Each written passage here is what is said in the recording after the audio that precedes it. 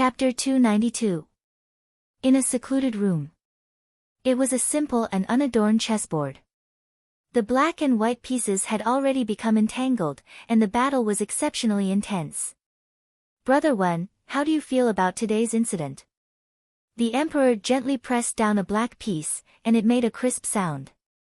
Wen Songyu was standing opposite him. It was the first time the emperor had seen his best friend wearing such a black outfit in the imperial palace. "It's still hard to tell. But, I can confirm that he doesn't have much Xian Qi in his body." Wen Songyu's expression didn't change. His eyes flashed a little, and he put down a white piece. "Brother Wen's intention is to kill me, a great dragon. That won't be easy." The emperor smiled and said, "But, I feel that there's something wrong with that kid from the Jun family." "What do you think?"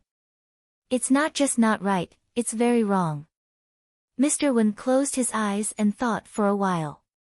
Then, he said, "Jun Moxie is very strange. His way of doing things is evil and unrestrained.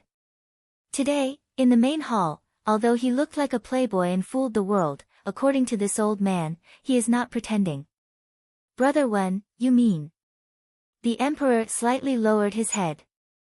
He put a finger on his temple, and rubbed it. "I'm afraid he doesn't care about anyone here." Mr. Wen said this in a thoughtful tone. It was obvious that he had been thinking about Jun Moxie's every move for a long time. He was just taking advantage of this opportunity to say the answer in his mind. He doesn't even care about anyone, including His Majesty. "Oh. So that's what you mean." The emperor's hand paused in the air. "Do you have any good advice?" "What kind of advice is that?" "I just think that Jun Mo Xia used a well-known foppish method to show everyone his arrogance. But at the same time, he also told His Majesty one thing." Wen Songyu laughed. "He doesn't care about the power struggles of the world." The emperor answered for him, "He told me clearly that I don't need to be afraid of him. Moreover, he reminded me that the education of the Wenqing Institute is a failure, and that those so-called gifted scholars are unbearable. He showed me the hidden dangers of the empire and the shortcomings of the officialdom. He made me owe him a big favor. Yes, there is really no need to deliberately guard against such people. Originally, the Heavenly Star Academy has been educating talents for many years and has made great contributions. Their merits cannot be erased. However, in recent years, they have placed too much emphasis on the cultivation of the talents of the students and neglected the teaching of their temperament. There is a great suspicion of neglecting the essentials and focusing on the trifles. Moreover, the students that are nurtured by the Heavenly Star Academy are at most geniuses or the best of the best. However, when it comes to leadership and being a hero among men, they are far from being able to do so. So, the hidden dangers of the Wenqing Institute are just a small matter. Among the descendants of the officials in Tianxiang, there are many extraordinary people, but most of them are still under control. Only 2 people are worrying, the talented ones." Wen Songyu smiled. "One is Li Yuran, and the other is Jun Moxie." "Li Yuran?" His Majesty smiled. "Li Yuran has great ambitions. Not only is he extremely scheming, he doesn't show his emotions on his face. Moreover, his way of dealing with people is even more slick and watertight. I've often heard people say that this child has the ability to win a battle from 1,000 miles away.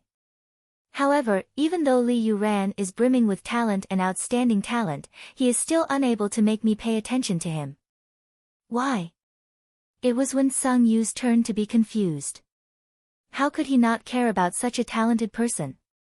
Maybe Li Yuran hasn't realized that all the methods he has mastered and all the knowledge he has studied have one thing in common. He can be a general, a marshal, or a prime minister. He can even be a political assistant. But, these are the ways of a subject, not the ways of an emperor. The emperor smiled. Therefore, Li Yuran can only stop at the level of a talented person at best. At most, he is an outstanding person.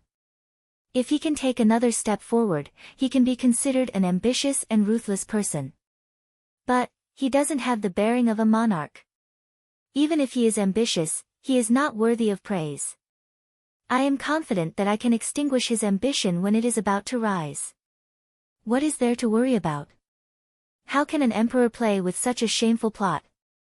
Li Yuran is used to being behind the scenes. Even if he is asked to stand out, he will not. Even if he is forced to, he will not be used to it.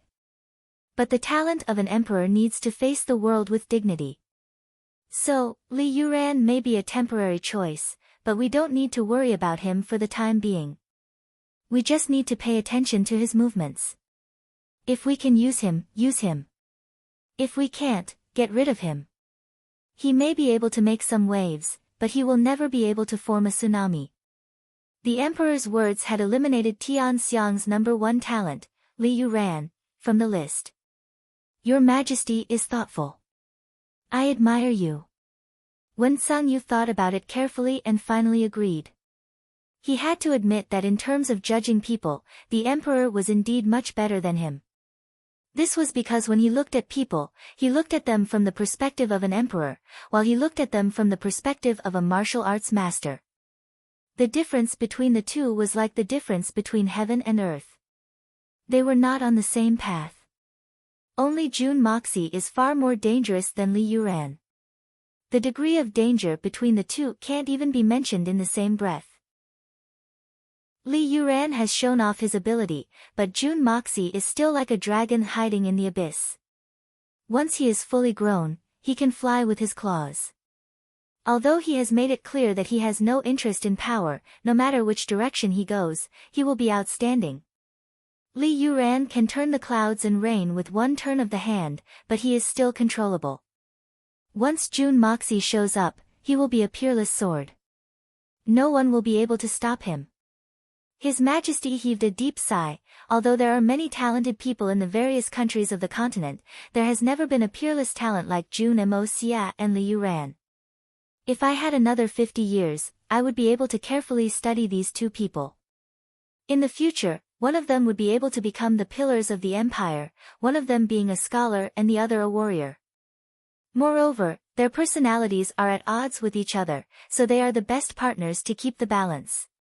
But now that these two people have appeared, I really don't know if it is a blessing or a curse for Tianxiang Kingdom. Your Majesty is in the prime of your life. You are in the prime of your life. Why do you say that? Wen Sangyu smiled and comforted. I know my body well. I may have 10 or 20 years to live, but I can't hold on any longer.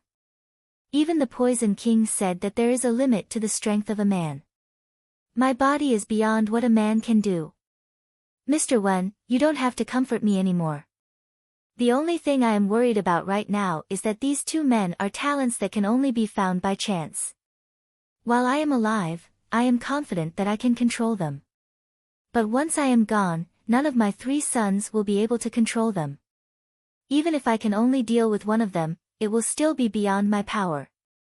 At that time, the emperor sighed sadly.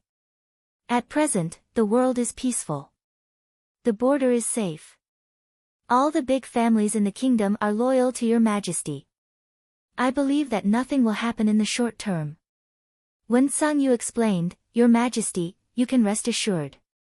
In fact, the main reason why I can't make up my mind at present is because nothing has happened.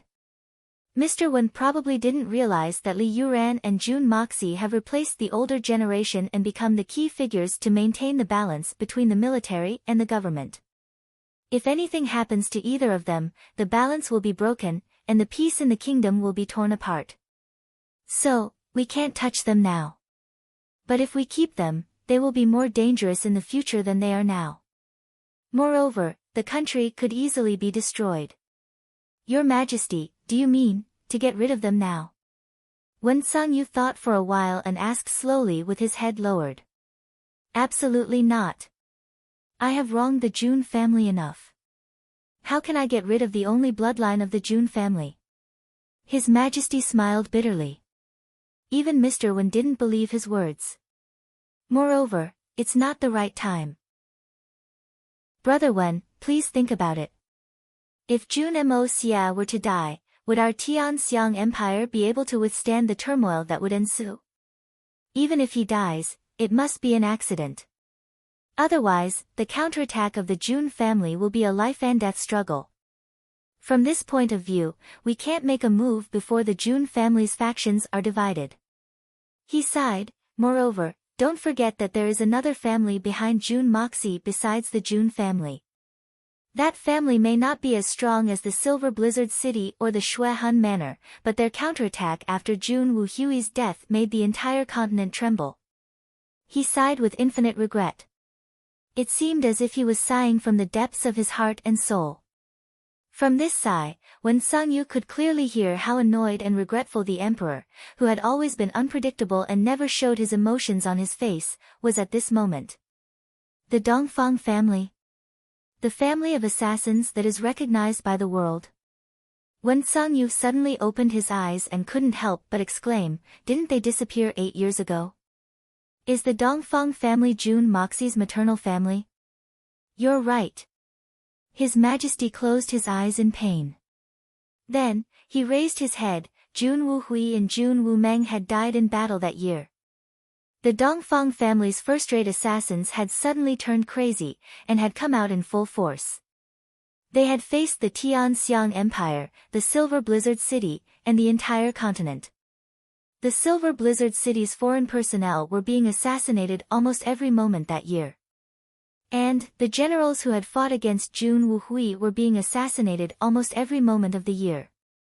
As for my internal injury, it was at that time that the Dongfang family consecutively sent out 17 first-rate assassins to exchange their lives for my injury, causing an injury that I am unable to recover from to this day, and will never recover from.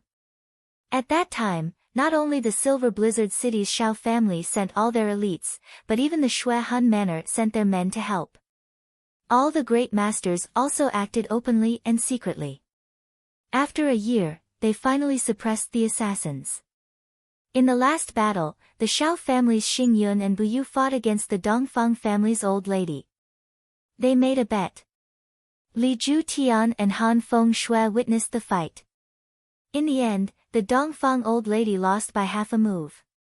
She had no choice but to gather her family's younger generation and announce that the Dongfang family would retire from the mountains. They also made a vow that the assassins of the Dongfang family would never appear on the continent unless the Sword Peak collapsed and the Xian beasts escaped from Tian Fa. The Sword Peak collapsed and the Xian beasts escaped from Tian Fa.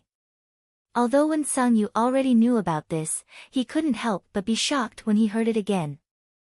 The Sword Peak has stood on the top of the snow mountain for thousands of years. How could it suddenly collapse?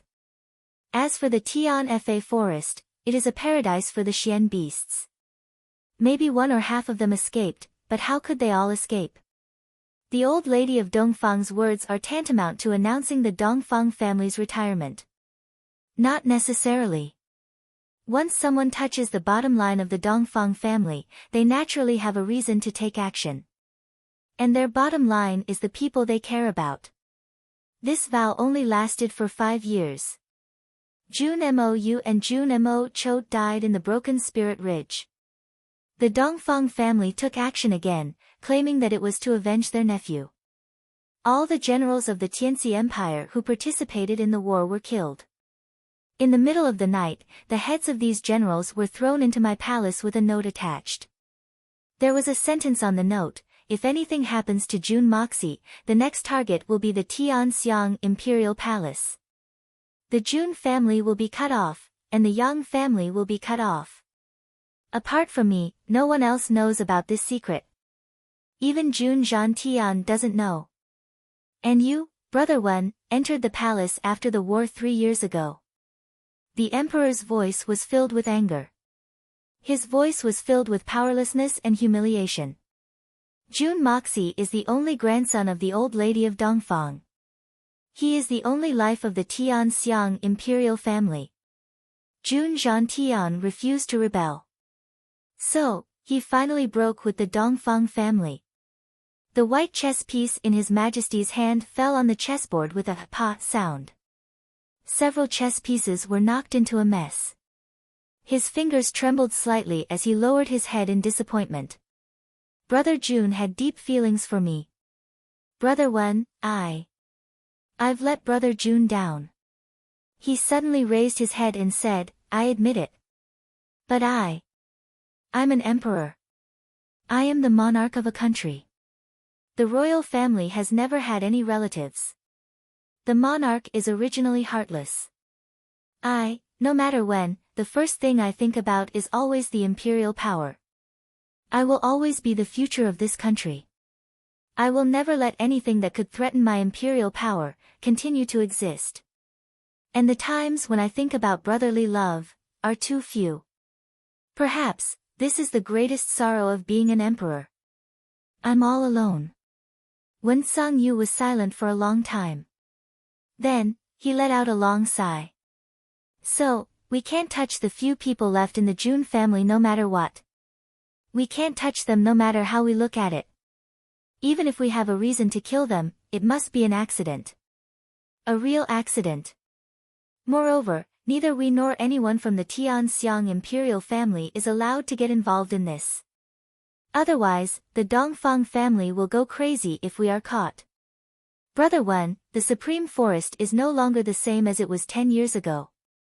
Since Yunbi Chen's disappearance, everyone has been on their own. Tianxiang will be in danger if Dongfang comes back. A real accident? If you want someone like Jun Moxie to die in an accident. Mr. Wen sighed, it's difficult. Perhaps it's not that difficult. The emperor smiled with a complicated look in his eyes. Moreover, this accident, this opportunity has come. He slowly took out a letter from his sleeve and put it on the chessboard. The Xian beast tied. Your Majesty, you mean? Wen Sangyu's eyes lit up. Then, he sighed heavily. This incident happened in the southern part of Tianxiang. It doesn't involve any other country. But if the Blood Soul faction is defeated, Tianxiang will be the first to suffer. The emperor frowned slightly. He stood up and put his hands behind his back. Therefore, we must send people. And we can't underestimate the manpower we send. Therefore, all the aristocratic families in the capital will send people to form an elite force. Then, they will be given 10,000 cavalrymen. They will go to the south to help. Among these people, the Murong family, the Tang family, the Li family, the Song family, the Jun family. They will all send people. Once these people leave, the capital will basically be much emptier. I can take advantage of this period of time to play with my 3 good sons. By the time they return, I believe that things will have changed, and things will have remained the same, but people will have changed. His Majesty smiled faintly. However, none of the aristocratic families would be willing to submit to such an army. Although this army is strong, but, the emperor's laughter was full of coldness. It was obvious that such an army would not submit to anyone. It was taboo to join the army. If such an army were to fight against the Xian beasts, it would be obvious. It would be a dead end. Your Majesty, who is going to lead the army? Mr. Wen had already guessed it, but he still asked. Jun Wui. His Majesty the Emperor smiled in a strange manner. Is there anyone else more suitable than Jun Wui? A faint cold light flashed in the Emperor's eyes. Jun Wui, I don't know why you organized that auction. But, I will be one step ahead of you. I will stop all your ideas. Pray for your own luck in this trip to Tianfa. Jun Moxie's face had turned gloomy as soon as he left the imperial palace. His sharp, eagle-like eyes were still fixed on his back. The feeling of pressure didn't go away for a long time. Jun Dashao activated the art of unlocking heaven's fortune and scanned the surroundings with his divine sense. Then, he said in a low voice, Fatty, how many of the herbs I asked you to collect? It's just the beginning. How many do you think we have? Tang Yuan was stunned. It had only been a few days. And, most of the herbs Jun Dashao had asked for were rare and precious. It would be strange if he had a lot of them. Listen, no matter what method you use, you must collect as many herbs as possible in the shortest time possible. The sooner the better. You must advertise widely and with great effort. You must buy the rare herbs at double or triple the price. Also, as long as the 3 special medicinal ingredients that I mentioned appear, no matter how high the price is, you must get them. In short, you must collect a portion of the herbs in the shortest time possible at all costs. Starting tonight, you must send me the herbs 3 times a day. Morning, afternoon, and evening. Even if you only get one, you must send it to me as soon as possible. Do you understand? I understand. I will do my best. Tang Yuan could feel Jun Moxie's urgency. So, he nodded without hesitation. Jun Moxie heaved a sigh of relief, and his eyes turned solemn. Then, he turned his head and gazed at the dazzling imperial palace. It seemed as if there was a pair of eyes staring at him. He thought about it for a while and recalled his performance today. Then, he felt relieved. The emperor was suspicious of him. Jun Moxie had been aware of this fact since the last time he was at the aristocratic hall. Moreover, this scholarly autumn festival was only a test. Jun Moxie would never be able to change this fact, no matter how arrogant he was or how deliberately he tried to avoid it. Only if Jun Moxie was willing to give up his pride and revert to his original Moxie's temperament would the situation be temporarily alleviated. However, it would only be temporary. Moreover, it would only make the imperial family even more unscrupulous in dealing with the Jun family. Jun Moxie would rather die than do such a thing.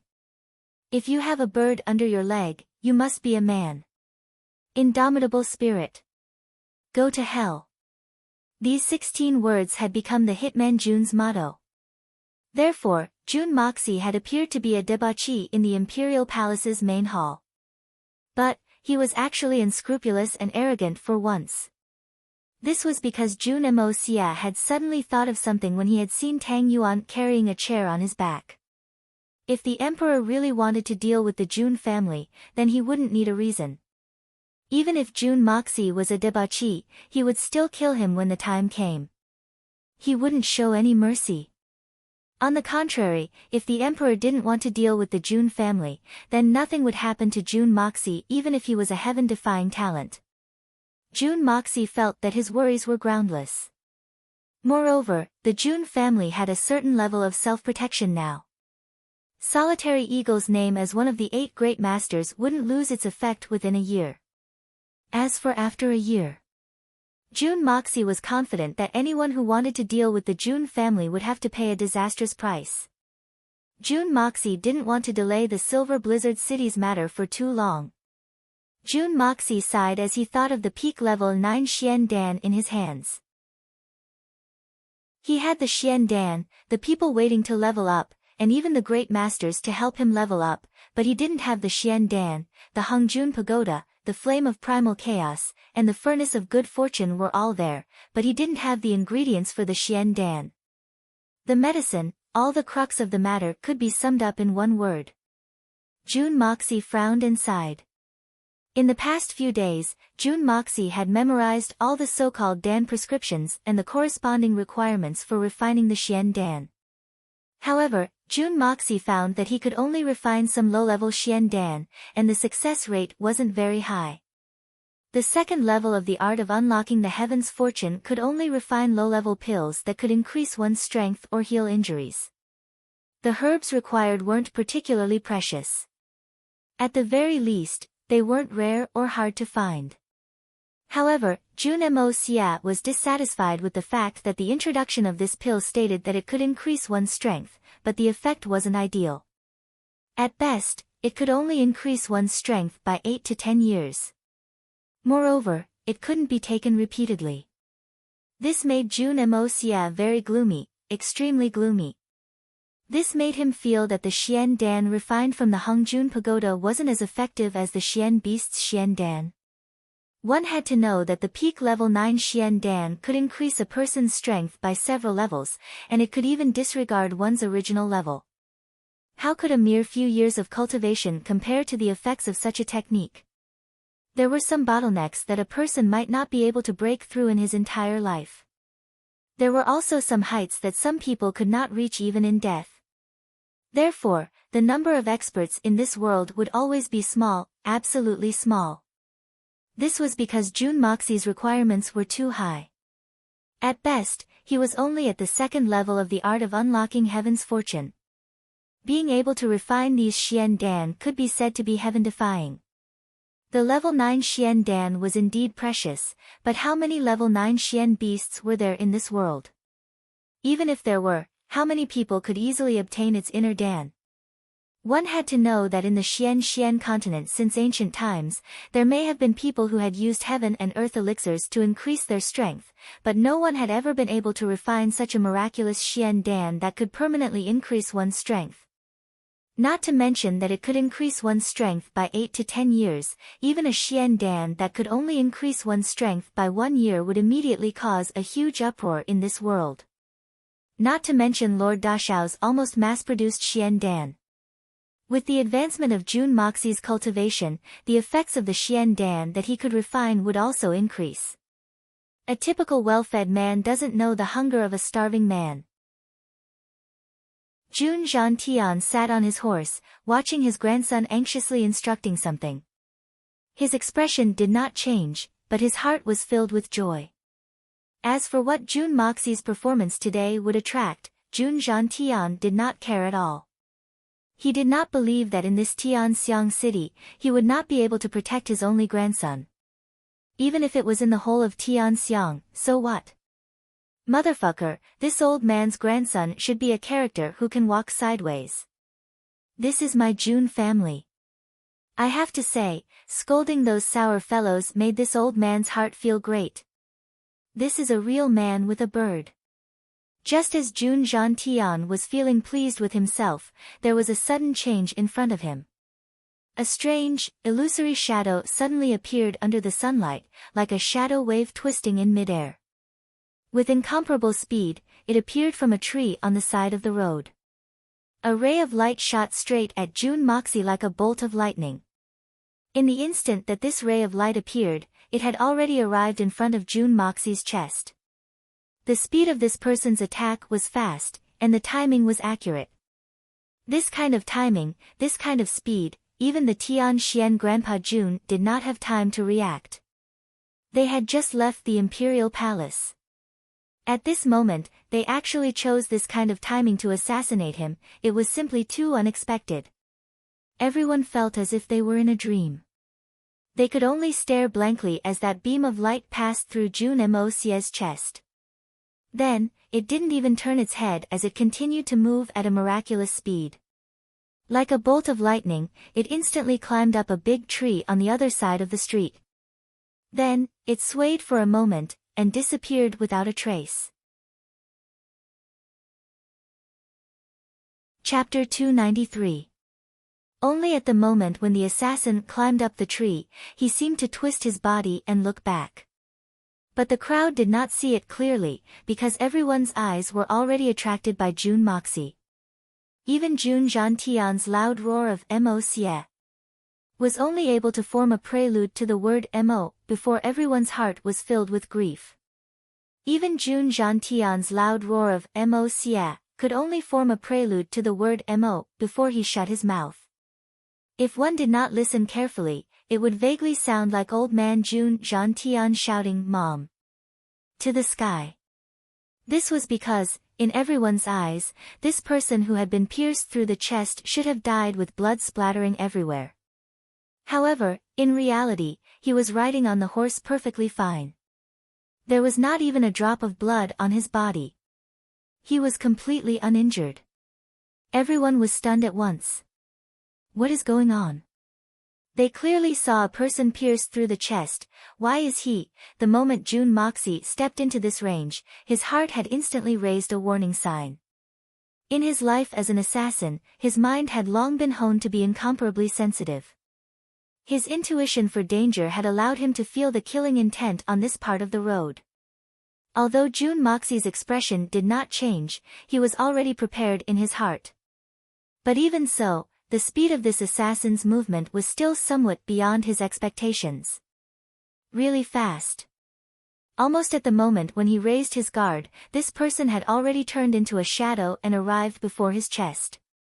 Jun Moxie could even feel the unusually cold temperature of this assassin's sword. The only thing Jun Moxie could see was a pair of cold, seemingly dead eyes, like the eyes of a dead fish, staring at him from Lenglang. Other than that, there was only a gray shadow. This person's speed was so fast that it was already too late to dodge. In the face of absolute speed, all experience, knowledge, and instincts were useless. It was an absolutely fatal strike. At this critical moment, Jun Moxie quickly made a decision in his heart. He had no other choice. He no longer cared whether he was exposed or not. With a swoosh, he immediately escaped into his greatest life-saving trump card, the Hongjun Pagoda.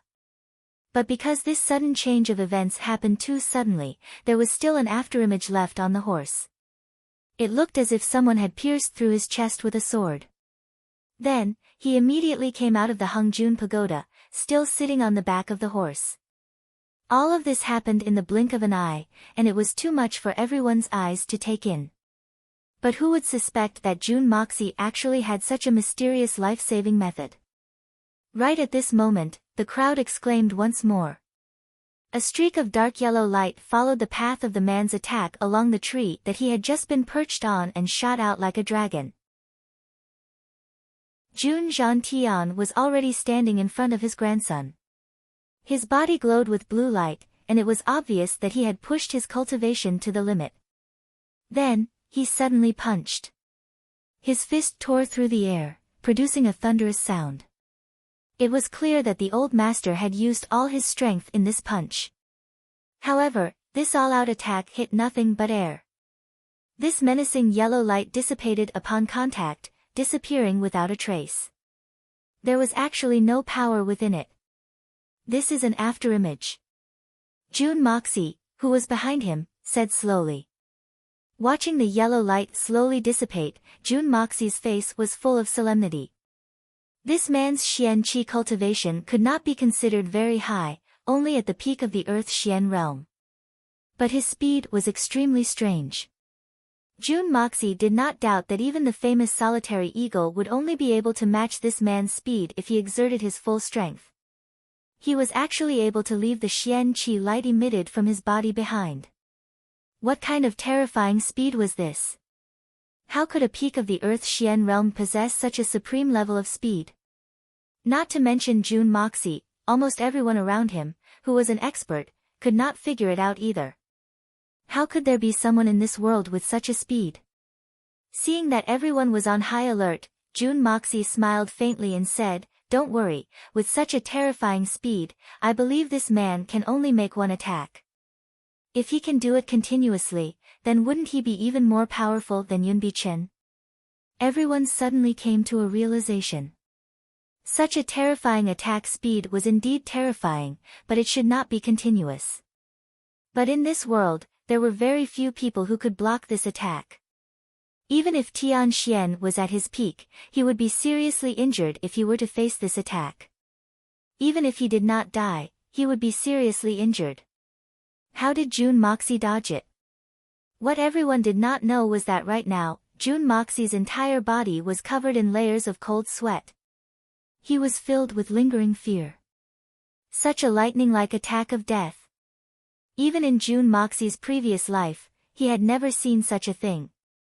Even Jun Moxie, who was a peerless assassin, could not match up to it. This kind of speed had truly surpassed the limit of what the human body could achieve. This was not to say that no one could achieve such a speed.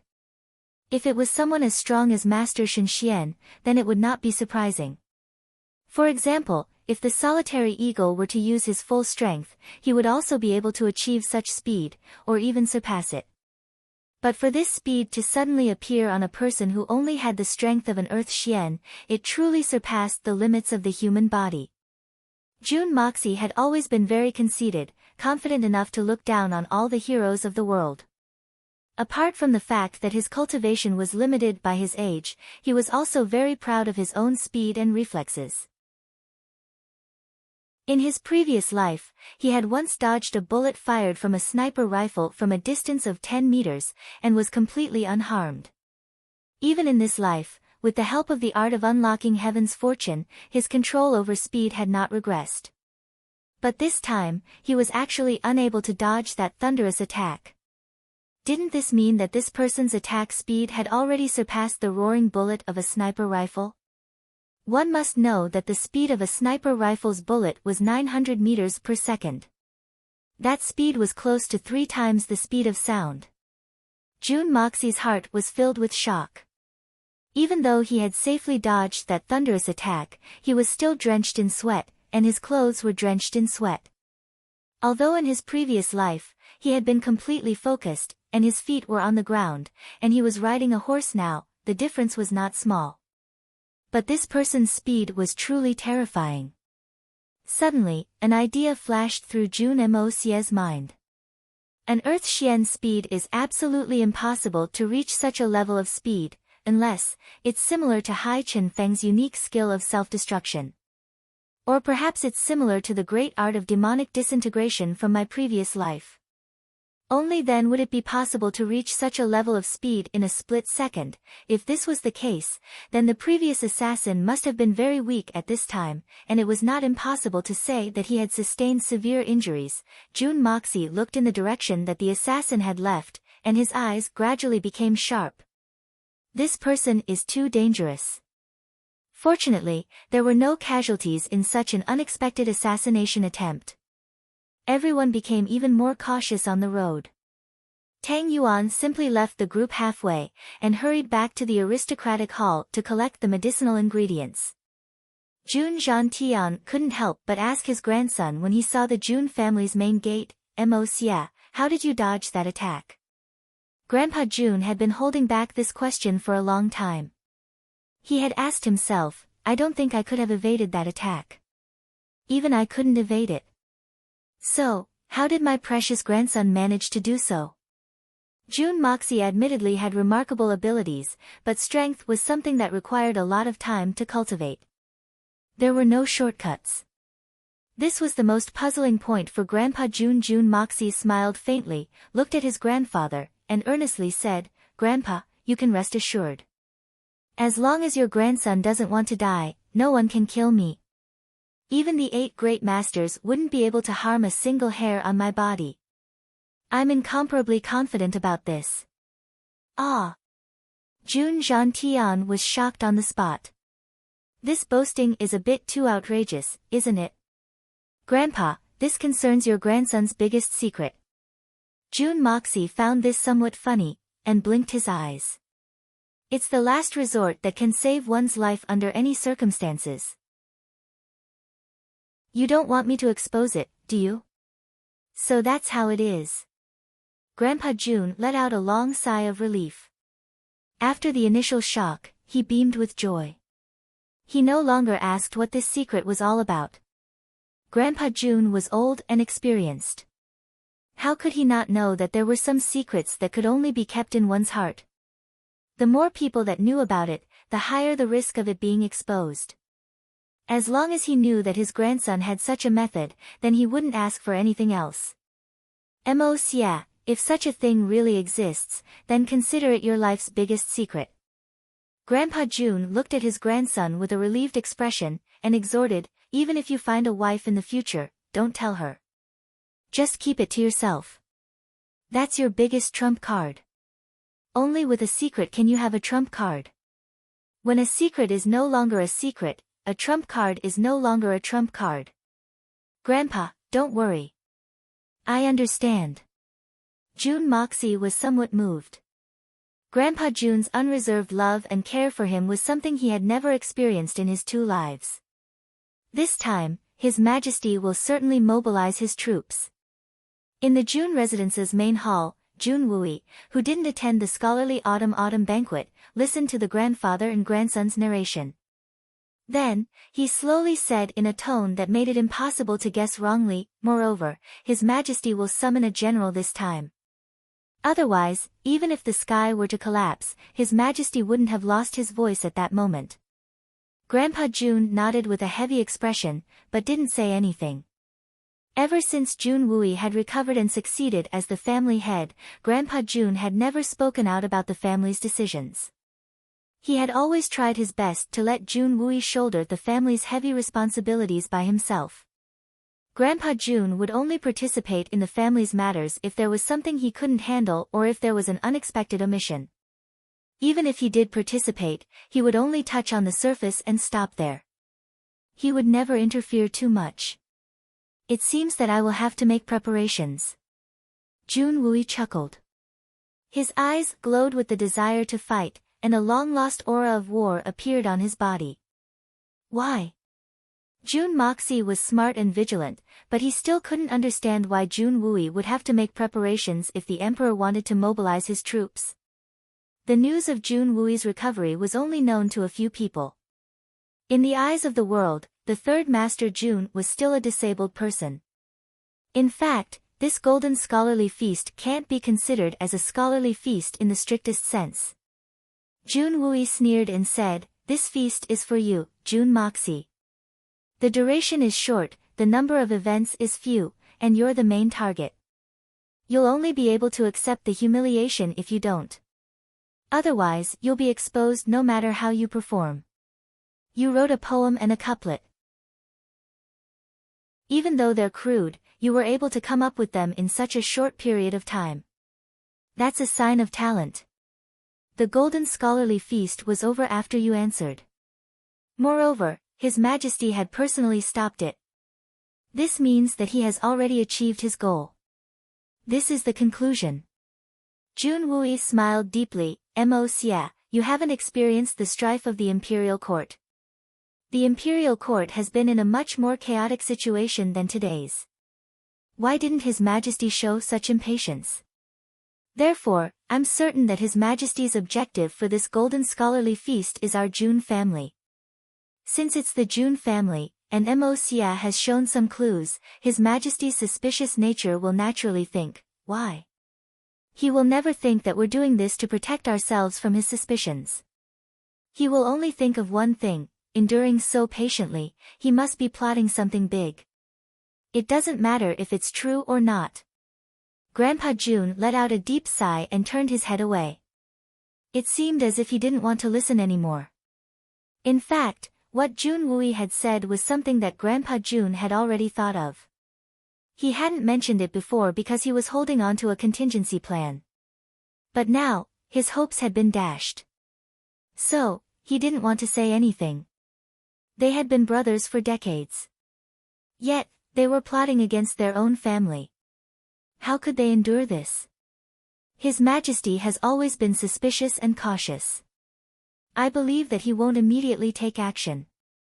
Therefore, he'll gradually weaken our Jun family's strength. And, I'll be the first to bear the brunt of it. The Xian beast tied in the southern heaven city will provide him with the perfect excuse. Therefore, this time, it's my turn, Jun Wooey said indifferently. His eyes emitted a sharp and cold light. It was profound and breathtaking. Jun Moxie sneered and said, "If he really thinks so, then he's gravely mistaken. Third uncle, if you really go to war this time, I'll go with you. The Tian Fa forest is an excellent place for me and our Jun family." Jun Wooey narrowed his eyes and said, "You're going too? I'm afraid that you won't be able to go even if you don't want to. My only worry now is..." He looked at his father and said, "If Moxie and I are dispatched to the south, and you're alone at home." Jun Zhantian laughed and said, "My son, you don't need to worry about this. He won't act rashly before our Jun family loses its power. Otherwise, why would he use you as a test?" Jun Wooey patted his head. "I didn't think of this." Jun Moxie smiled. "Third uncle is too worried and confused. It's not that he didn't think of this. The three of them had come to a decision. Now, all that was left was to deal with changes by remaining unchanged. The three of them also felt that this matter was not a big deal. Especially for young Master Jun. What was there to be worried about when faced with an unforeseen event that was already in his grasp? Moxie, don't you think you should think about it for a while? The training of the 300-strong guards should be relaxed for a while. They're already very tired from the high-intensity training every day. More haste makes waste. Jun Woo-yi had a serious expression on his face as he raised this matter. Jun Moxie was startled. He became silent and slowly said, I understand third uncle's concerns. But, the intensity of their training is still far from what I want. I will only strengthen it step by step. I won't relax them even a little bit. The ones who can endure it are the ones with the strongest combat power I want. Jun Woo-yi was stunned. That inhumane training still needs to be strengthened. If this group of people were placed on the battlefield, any one of them could become a standard killing machine. How could he say that it was still far from what he wanted? Just what kind of freaks was his nephew trying to train? And, could those soldiers really endure it? On the field, there were 100 people divided into 2 teams fighting against each other. All of them were sweating profusely. Ever since he had returned from the outskirts of Tian Fa Forest, Jun Moxie had come up with a training program that was twice as intense as the original. He had been training day and night without rest, 24 hours a day. In fact, Jun Moxie's timing had been precise down to the second. Now, all of them had extra sandbags tied to their legs and arms. Even when they were eating or sleeping, they were not allowed to take them off. Every day's combat training was a direct battle of life and death. If there was an outsider here, he or she would be shocked. This was no longer like a fight between humans, nor was it like a training between soldiers. Instead, it was like a group of wild beasts, crazily biting each other. Everyone's eyes were filled with an ominous glint. Their murderous aura was awe-inspiring. It was as if they were facing an irreconcilable mortal enemy. After an entire afternoon of brutal combat training, the Xian Qi cultivation within their bodies had been completely used up in the time it took to burn a stick of incense. At present, they were only relying on their body's instincts. They were completely using their physical strength to hit and endure the other party's attacks. The Jun residence's huge field was unexpectedly not even a speck of dust could be seen. During this period of training, every inch of the field had been soaked in sweat and blood thousands of times. Bodies were constantly smashed into the ground, creating human-shaped holes. Then, large holes were smashed into the ground one after another, and then flattened. Up until now, only a small mark could be made on the ground with a hammer. The entire field had turned into an oily color. What a terrifying scene. By the time Jun Moxie arrived, the battle had clearly reached a white-hot stage. In fact, no one had much strength left in the confrontation. One of the burly men roared as he pounced on the other, fiercely punching and kicking. That burly man neither dodged nor gave way. 2 bangs resounded as he took the blows head-on. Then, he similarly punched and kicked.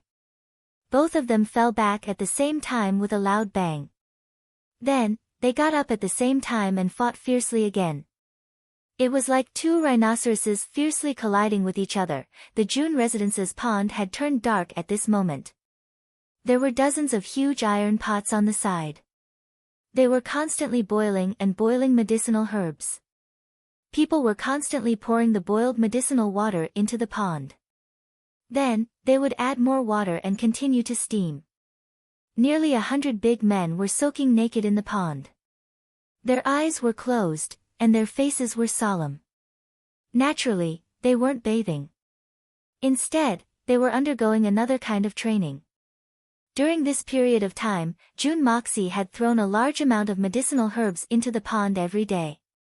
The entire pond would be changed once every 3 days.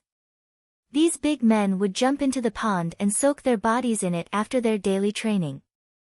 They would absorb the medicinal herbs and recover from their fatigue. The reason why this was considered another kind of training was because the temperature of the hot water in the pond was close to boiling. If their bodies hadn't reached a certain level, they would have been cooked if they stayed for a while. It was also because this medicinal water contained a large amount of precious medicinal herbs. Not only did it dispel the soldiers' fatigue, but it also nourished and conditioned the soldiers' bodies. This allowed them to withstand such harsh training. Of course, they had to pay a corresponding price for using such good water. Even the task of changing the water was done by them. Moreover, they weren't allowed to take up the training time. Jun Mo's training methods couldn't even be described with the word cruel. Even Jun Wu-yi, who had always been a strict commander, felt that Jun Mo's training methods were somewhat cruel and inhumane. Jun Moxie was hidden at the side. He was carefully observing each and every one of them. During this period of time, he would change the intensity of training almost every day. These big men would be surprised to find that the intensity of training that they had adapted to yesterday was no longer able to withstand today's training limit. There was a limit at every moment.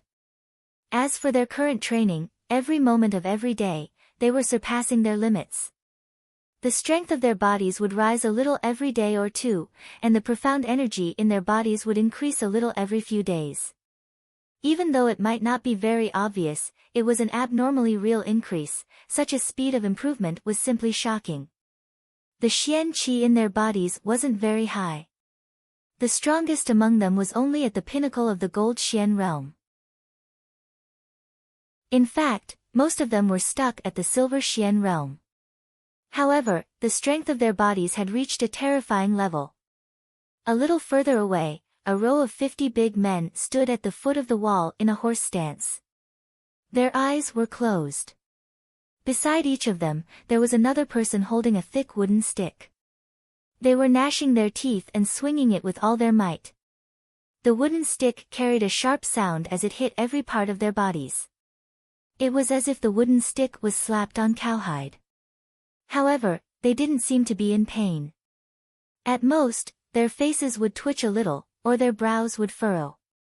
Other than that, they didn't have any other reaction. Their bodies were still standing firm and strong. After each of them had been slapped over 100 times, they finally breathed out heavily. They stopped their horse stance and twisted their necks to move their wrists and ankles. Suddenly, a series of violent slapping sounds could be heard. It was as if firecrackers had been set off. Then, they picked up their wooden sticks. The 50 men who were originally responsible for beating the men stood at the position of the men who were beaten. They closed their eyes, got into a horse stance, and lowered their hands. The muscles on their bodies immediately tensed up. Whistling sounds could be heard again. However, the positions of the men who were beaten and the men who were beaten had changed. After the two teams had finished taking turns to beat the men, an order was given. The 100 men were divided into two groups and entered the field. The 100 men who had been fighting desperately on the field also lined up neatly under the order. Everyone was panting heavily as they moved neatly towards the foot of the wall. Then, they would either beat the men or be beaten. Under the command, these 100 people started a terrifying brawl without any hesitation. Every punch and every kick was aimed at the vital points: the chest, the throat, the temple, the back of the head, the genitals, the knees, and all the other joints. One could imagine how tragic the situation would be if one of them could not block the attacks. However, these burly men were all used to it. They accurately blocked their opponent's attacks and looked for any possible gap to attack the opponent in front of them. Even if they were hit, they would try their best to maintain their position where their skin was thick and their flesh was unimportant. Occasionally, someone would be punched in the nose by his opponent, causing blood to flow. However, regardless of whether it was his opponent or himself, their expressions did not change. Their gazes were cold. It was as if the ones who were bleeding were not themselves or their comrades, but the enemies. With a whistling sound, nearly 100 men in the pool stood up at the same time. They put on their clothes and lined up on the shore. Everyone in the field stopped fighting at the same time. They took off their clothes and entered the pool in an orderly manner. As for those who had just come ashore, they began an even crueler sparring session. This time, it was not one-on-one. Instead, it was a crazy fight between two teams without a target. It was either one against several, or several against one. At this moment, they were still being attacked by several people. In the next moment, they had joined the ranks of several people attacking others. The scene was chaotic and indescribable. From time to time, a man could be seen being kicked in the chest or stomach. Then, he flew out and crashed into several people. However, in the next moment, he would rush back in with vigor and fight crazily. Throughout the entire process, apart from the loud shouts of orders, there were only the sounds of rough fighting. Not a single person spoke. When they spoke, they used another method. They used their fists, feet, elbows, and even shoulders. The three groups of people went through each other's training again and again. This was only the training during the day. At night, apart from cultivating profound energy, the other training was even crueler than the training during the day, because that was the training of weapons. Everyone gritted their teeth, risked their lives, and used all their souls to accept the training. In their minds, there was only one thing that was very clear: they must reach the standards of the young master. Because the young master had said that the assessment was getting closer and closer. When the time came, those who did not pass the assessment would be kicked out. They would continue to do the work of guarding the house and cooking. After tasting the sweetness of rapid progress and seeing the clear hope of becoming a strong person, no one was willing to go back to the decadent life of the past. That was a disgrace. This team of steel, after going through the test of death like a phoenix rising from the ashes, was finally about to take shape. Chapter 294. Still 2 chapters in one, 7,000 words. Seeking recommendation votes. Jun Moxie stood quietly as he watched the cruel training. His eyes were cold and ruthless. What he wanted was not just this. Only when the strength of these people's bodies reached their respective limits, when his batch of pills came out, would they be able to display the greatest effect. Let them improve in one fell swoop. In the future, Jun Moxie's main task for this team was to kill. Kill. Unceasing killing. Never-ending killing. In the middle of the Jun residence, Jun Zhantian and Jun Wui stood side by side on top of the tall tower. Their eyebrows twitched as they watched the cruel training below. Wui, what do you think Mo Xia wants to do by training these people? Is there a need to train them in such a manner? Jun Zhantian's eyes were solemn. If it was a normal soldier, this kind of training would undoubtedly be buying lives. Even if it was to train an undefeatable army, it would still be a bit excessive. However, from what I see, Mo Xia only has one goal in training this army: slaughter. Jun Wuyi's gaze was somewhat covetous. But, it was no wonder that any general would be envious of such a troop. That would be a strange thing. This kind of troop was the dream troop of any general. In any army, even if there were only 100 of them, let alone 300 of them, they would still be an invincible flood. He would be invincible on the battlefield and invincible in his attacks. Any enemy's nightmare. Kill. Jun Zhantian's eyes flashed with a trace of worry. Even if it is killing, it also depends on who they are killing for, why they are killing, and the purpose and original intention of killing. This is very important for the world, for the country, for the people, and for themselves. Father, this child does not agree with you. This child feels that no matter what, these people will only fight for one person. Jun Wui's eyes were cold. These 300 people will only fight for Mo Xia. For Mo Xia, and for the Jun family. Because the future of the Jun family lies in the hands of Mo Xia. Is it really important for the world, for the country, for the people? This kind of power. The old man was still worried. Once it appears in front of people, it will inevitably arouse suspicion. Suspicion? So what? Jun Wui narrowed his eyes, and a sharp, cold light flashed in his eyes. When has the Jun family not been feared by others? Isn't what our Jun family has done and endured not enough? Jun Wui's words were close to Jun Moxie's way of thinking. It was quite disrespectful. The old man let out a long sigh and remained silent. Were some of the choices he had made back then really correct? The Jun family's talents are withering. Should I also bear some responsibility? The Jun family will rise again with Emocia. He would no longer be hindered by anyone or any force. I'm incomparably confident of this. Jun Wui slowly turned his head, and looked at the fierce fight in the courtyard. Then, he slowly said, but, this still requires time, and strength. Absolute strength is needed. And now, we already have the embryonic form of absolute strength. He slowly clenched his fists, and his knuckles creaked. Didn't that brat Emocia say that he wanted to watch their training? Why is he nowhere to be seen? Grandpa Jun looked around. The training of these people no longer requires anyone's supervision. Jun Wui's eyes revealed a look of admiration. Training soldiers to this point is already at the peak of perfection. As for Emocia, I don't know what he's up to. That brat has always been very mysterious. Let's not care about him. Caring about him will only make things more troublesome. Not caring about him will save us a lot of trouble. In any case, he is now a hidden dragon. Father, let go of him. The old man snorted and said, don't care. Don't worry. You're thinking too much. Don't you think that as an uncle, you're not doing enough? Emocia is not young anymore. Don't you know that you should be concerned about Emocia's marriage?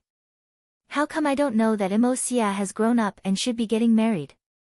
Didn't you see it with your own eyes? Right, that brat's capital is not bad, right? Third Master Jun suddenly asked. It's really not bad. It's very similar to this old man's demeanor in the past. Bah! What are you talking about?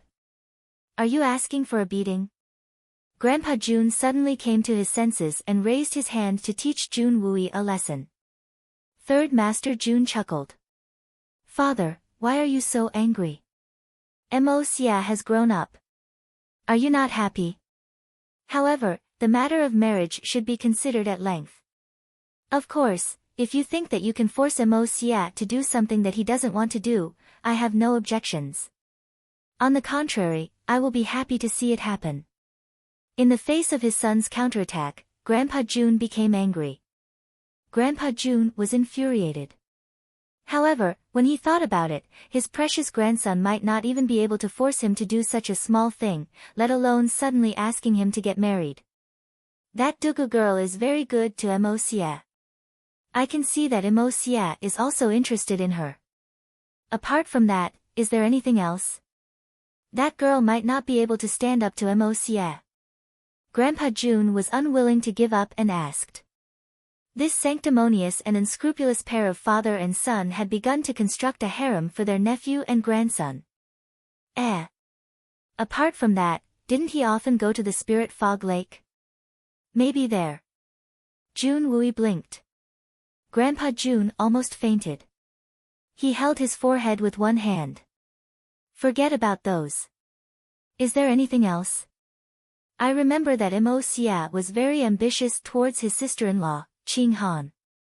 Jun Wui broke the window with a schwa sound after he had spoken these words. Then, he flew away, and disappeared without a trace. He knew what awaited him if he stayed. Bastard! Get out of here! Grandpa Jun flew into a rage. He wanted to continue his outburst, but he found that his son had disappeared without a trace. He could not help but stare, stomp his feet, and roar all the way down the stairs. But halfway through his roar, he frowned thoughtfully. Does our Jun family have to delay him for the rest of his life? Grandpa Jun sighed and shook his head. Ridiculous. Ridiculous. He did not know what the old man was talking about. Jun Moxie could faintly hear Grandpa Jun's roar from the side of the sports field. He could not help but feel confused. What's wrong with Grandpa Jun? Why did he suddenly get angry? Jun Dashao naturally did not know that Grandpa Jun's anger was completely provoked by him. Even though he was innocent, his body flashed and Jun Moxie's shadow disappeared from the side of the sports field. Seeing that the sky was getting dark, June Moxie's heart was filled with a faint anticipation. There were many things to be done tonight. First, the thing that Xiao Fengwu was wearing was a good thing. How could it be ordinary if it could trigger a reaction from the Hongjun Pagoda? Jun Daxiao did not know what that thing was. But regardless of whether he knew or not, he had already made up his mind to snatch it back. Secondly, Jun Moxie was very interested in the assassin who tried to assassinate him. Moreover, Jun Moxie liked the assassin's way of doing things. In fact, he approved of it. He would never fight head-on.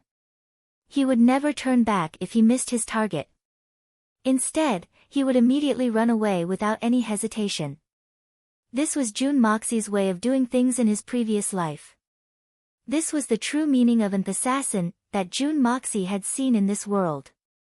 In Jun Moxie's eyes, those assassin organizations and the like were just ordinary Xian cultivators who liked to fight. Where was the demeanor of an assassin? Those people didn't deserve to be called assassins.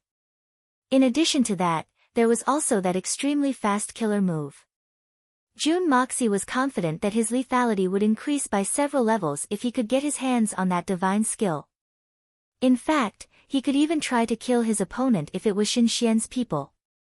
There must be a profound mystery behind it. Jun Moxie was startled as he approached his courtyard.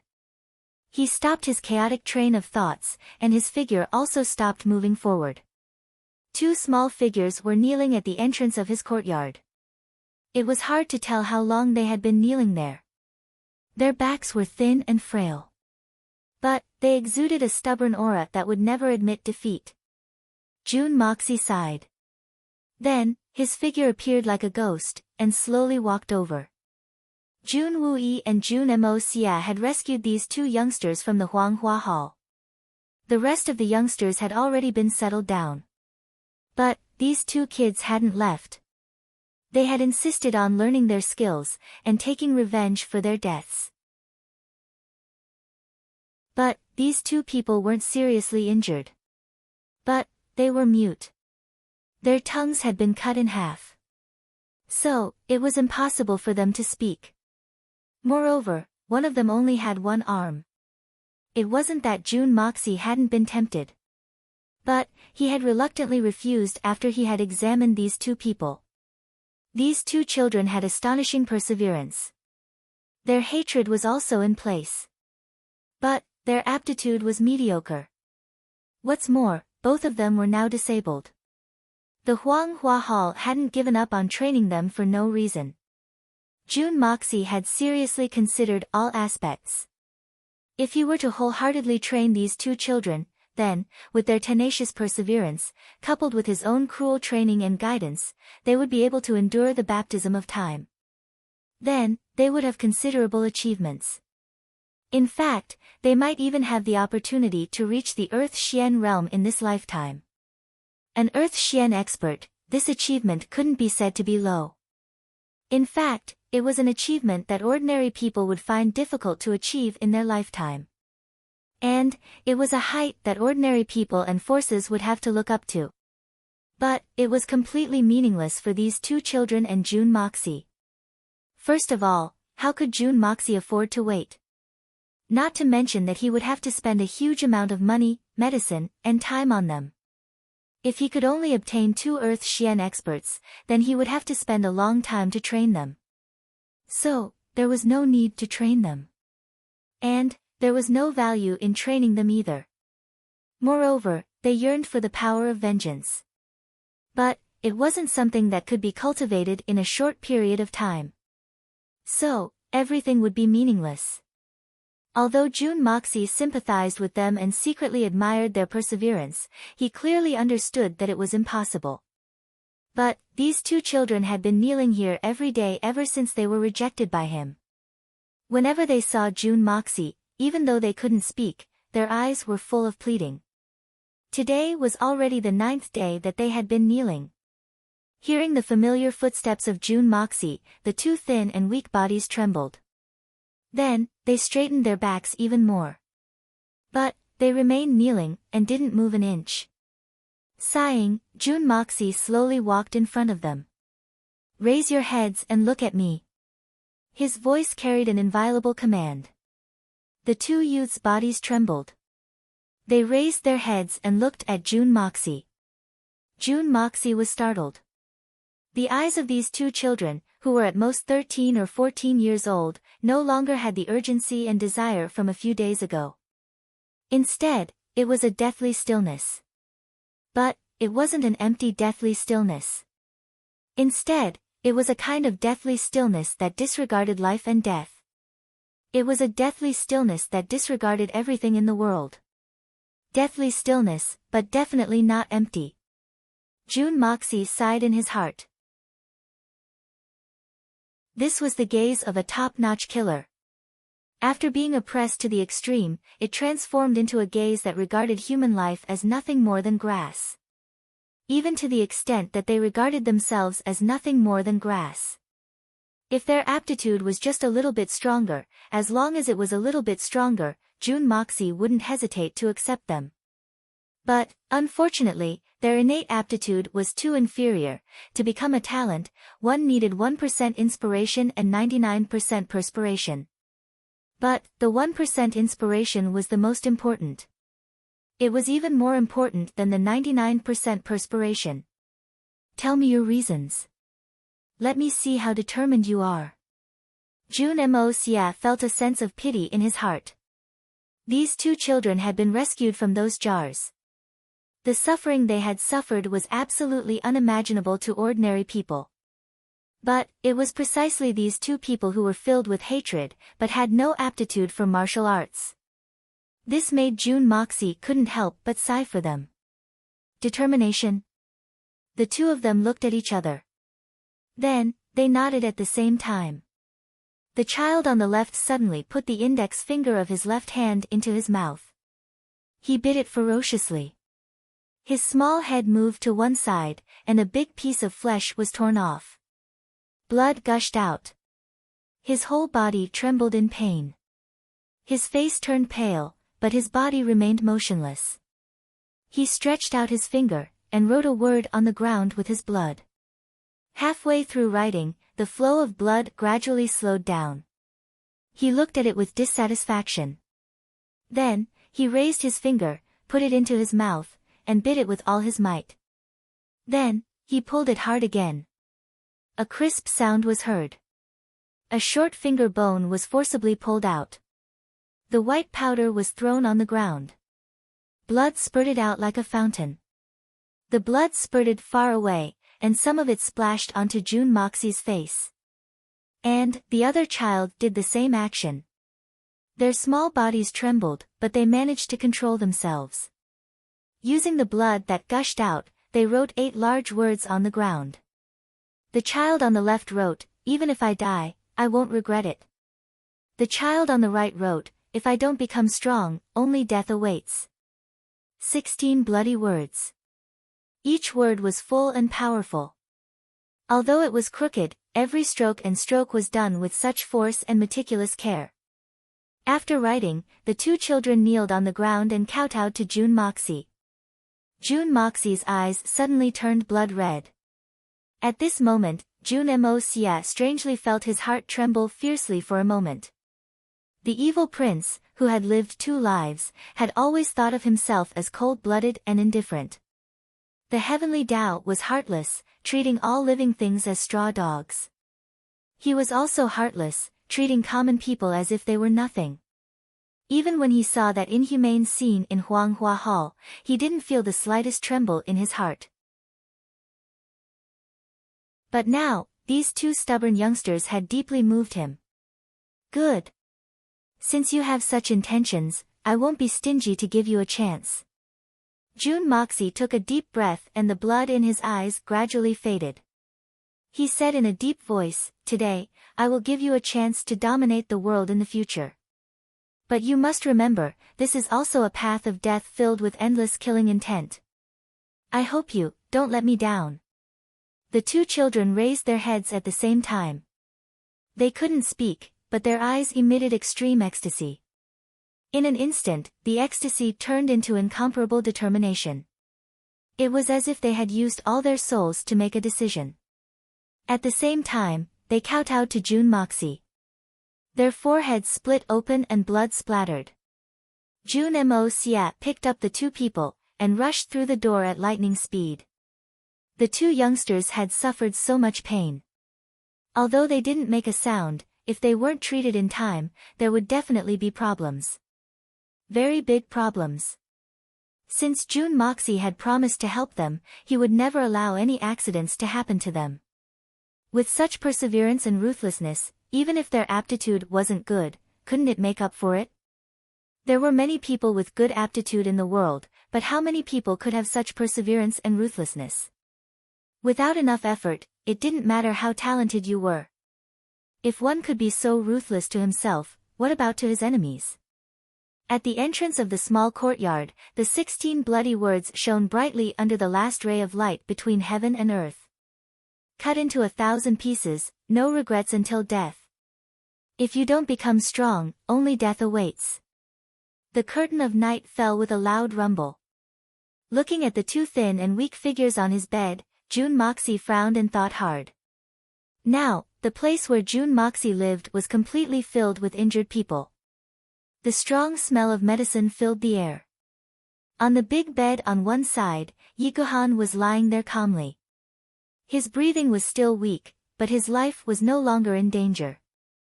On the other side, the other bed that Jun Moxie had tidied up was occupied by those two little fellows again, 3 injured people, 3 disabled people. Jun Moxie had finally agreed to their request. So, the two youngsters couldn't hold on any longer, and fainted. But even when they fainted, they still didn't make a sound.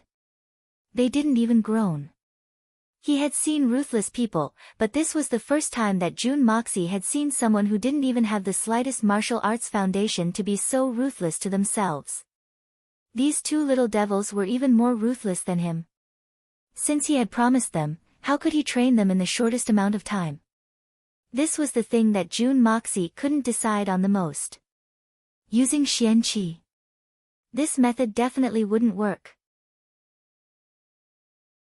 If they had the aptitude to cultivate Xian Qi, they wouldn't have been stuffed into a big jar by the people of Huanghua Hall. Forget it. Jun Moxie fiercely stood up.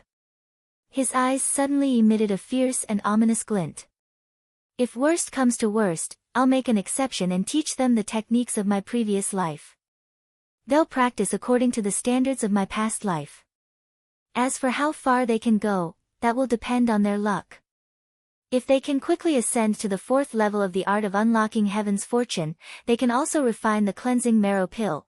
Let me personally create 2 ultimate killing gods that will shock the entire Xian continent in the future.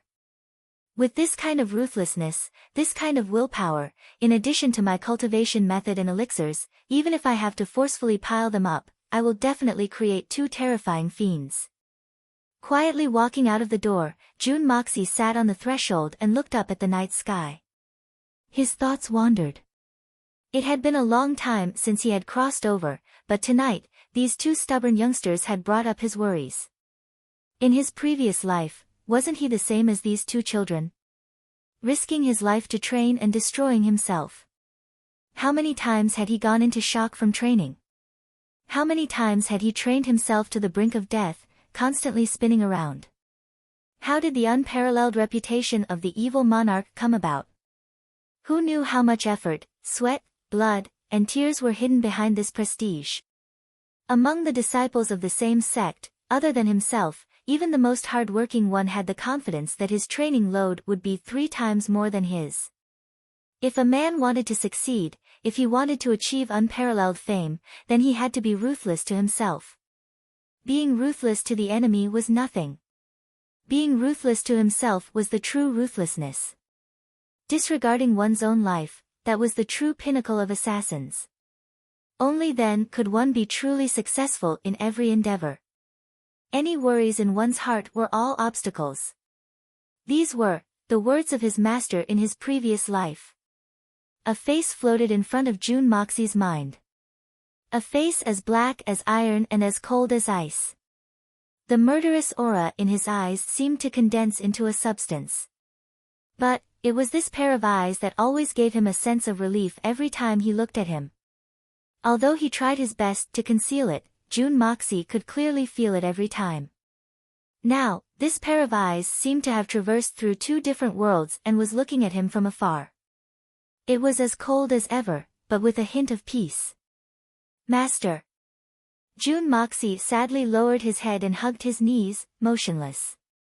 A trace of light seeped out from the crack of the door, elongating his shadow. In the night wind, his figure somewhat shrank, somewhat lonely, desolate. Experts, were they really so worthy of people's yearning? Soft footsteps sounded behind him, and then a warm coat was draped over his body. June Moxie still did not move. Suddenly, he asked, "Claire, tell me, do you want to become an expert?" "Ah!" Little Lolita exclaimed in a low voice. She was obviously very surprised. "Expert? What's the use of that? What's the use of that?" "It's a very interesting question. As long as you become an expert like Old Eagle, you can kill whoever you want and roam the world freely for the rest of your life. Are you willing to do that?" June Moxie said in a deep voice. Claire came to his side and quietly sat down next to him. She slightly tilted her head and rested her cheeks on her hands. She looked at the moon in the sky and began to think seriously. The moonlight shone on her face, adding a gentle and beautiful hue. After a long while, Claire shyly smiled and said, "Expert. I don't want to become that kind of expert." "Oh? Why?" June Moxie slightly tilted his head and looked at the little girl. Claire's words had really surprised him. Hitman June knew that as long as anyone had the opportunity to become an expert, he would at least give a verbal answer regardless of whether or not he could achieve it in the future. Claire shyly lowered her head and gently bit her fingernails. "Young master, I don't know what it feels like to become an expert, but I really don't want to. Maybe it's very glorious, and I can enjoy the attention and praise of millions of people, but I don't know what to say. But I'm just a little girl, young master's little girl. I only hope that I can serve young master for the rest of my life. I want to see young master wear the clothes I wash every day. I want to see young master eat the food I make every day. I want to wait for him to come home. I just want to be an ordinary woman." Claire shyly smiled after she finished speaking. "Young master, I'm saying this, isn't it very unambitious? But, I really don't want to become an expert." "No. What you said is very good. This kind of Claire is the most adorable little girl I like the most." June Moxie carefully sized up the little girl beside him for the first time. Under the soft moonlight, Claire's skin was delicate and white. A few strands of her soft hair were fluttering in the wind. Her long eyelashes were fluttering restlessly, and there seemed to be some fine hair sticking to her ears. The little girl felt restless under June Moxie's gaze. She awkwardly twisted her fingers, and pretended not to see anything. But, her heart was thumping wildly, and her pretty face slowly turned red. She slowly lowered her head, and felt as if there was a small deer in her heart. June Moxie gave an amused smile, and his mind suddenly felt exceptionally relaxed. With such a lovely little girl by his side, June Moxie's heart felt very peaceful. In fact, he even felt a small but heartfelt happiness. Everyone has their own way of living, and this can't be forced. Just like this little girl, her dream was very simple, but it was also very practical. Moreover, it was also very warm. He gently stroked her beautiful hair, and said, "It's late, you should go back to your room and sleep." June Moxie was surprised to find that his voice was actually very gentle.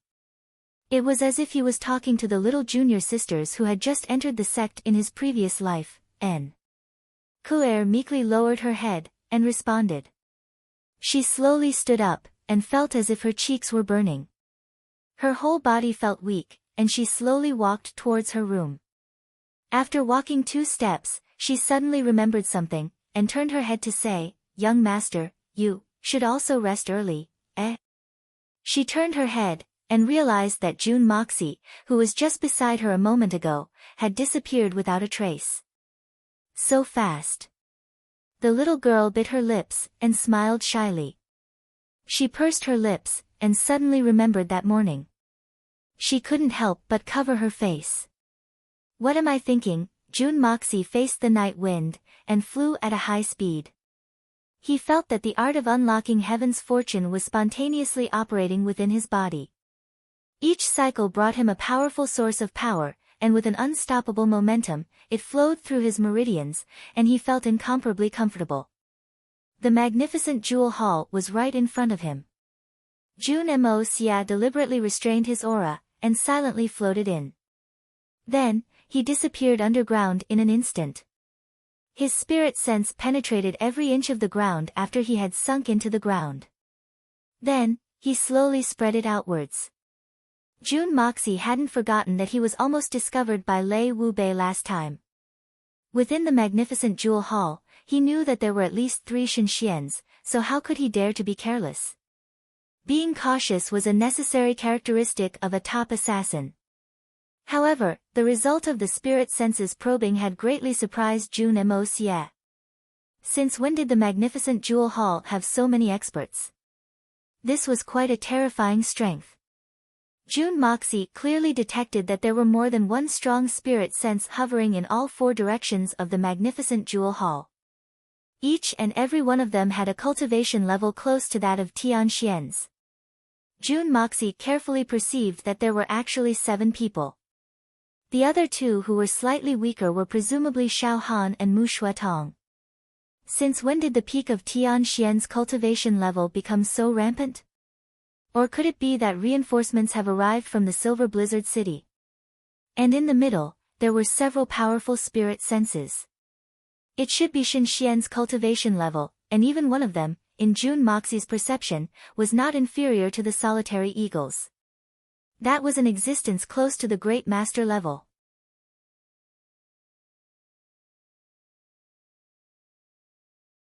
Chapter 295. 6 Shenxian Peak, 7 Tianxian Peak, and 2 Tianxian Intermediate. This was a terrifying force for the Tianxiang city at the moment. Why did the Silver Blizzard City send such a group of experts? June Moxie didn't need to use his butt to figure out the answer to this question. If it wasn't for the June family, then who else could it be for? The reason why so many people had been dispatched was naturally because of one of the 8 great masters, Solitary Eagle, who was stationed at the June family's residence. If this force was coordinated well, then they might even have the strength to kill Solitary Eagle. June Moxie carefully controlled the yin-yang escape. Then, he drilled into the middle of the large room, and quietly hid himself. His main goal now was not simply to seize the treasures, he needed to know the true intentions of these people, and the true intentions of the Silver Blizzard City.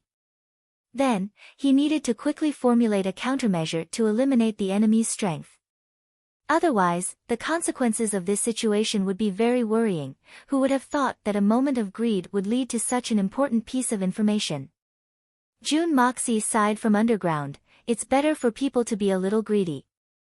See, isn't this a good thing? Isn't this the legendary meat pie that fell from the sky? The heavens still favor the good, and this young master has done a lot of good deeds. I've punished the evil, done good deeds, built bridges, paved roads, and blessed the people. I haven't had the time to do those things yet, but if this young master wasn't a good person, then why would the heavens favor this young master? Humph. Why? Do you want that damned cripple to continue being so arrogant? I think it's better to take this opportunity to cut the weeds and eliminate the roots. A long night is fraught with dreams. It wasn't clear what was being said, but an indignant voice rang out. It sounded very unreconciled. The one who had spoken was Xiao Han. Impudent. Our actions are the result of the Silver Blizzard City's collective research. When did you have the right to question us? You don't even know your place. A feminine voice scolded. If it wasn't for you stubbornly going your own way back then and fanning the flames everywhere, would there be such chaos now? If the Dongfang family hadn't come out of nowhere to rob and kill us during the incident in the Silver City, which aroused the public's anger and diverted their attention, I'm afraid that the Supreme Covenant would have intervened because of your nonsense. Now, do you still want to destroy the Silver City? How can a mere June family destroy the Silver Blizzard City? Grandpa, how can you blame me for messing around? This was the hatred of stealing his wife. It was as irreconcilable as the murder of one's father. Let me ask you, which man in this world could swallow this insult? Xiao Han's voice was very agitated.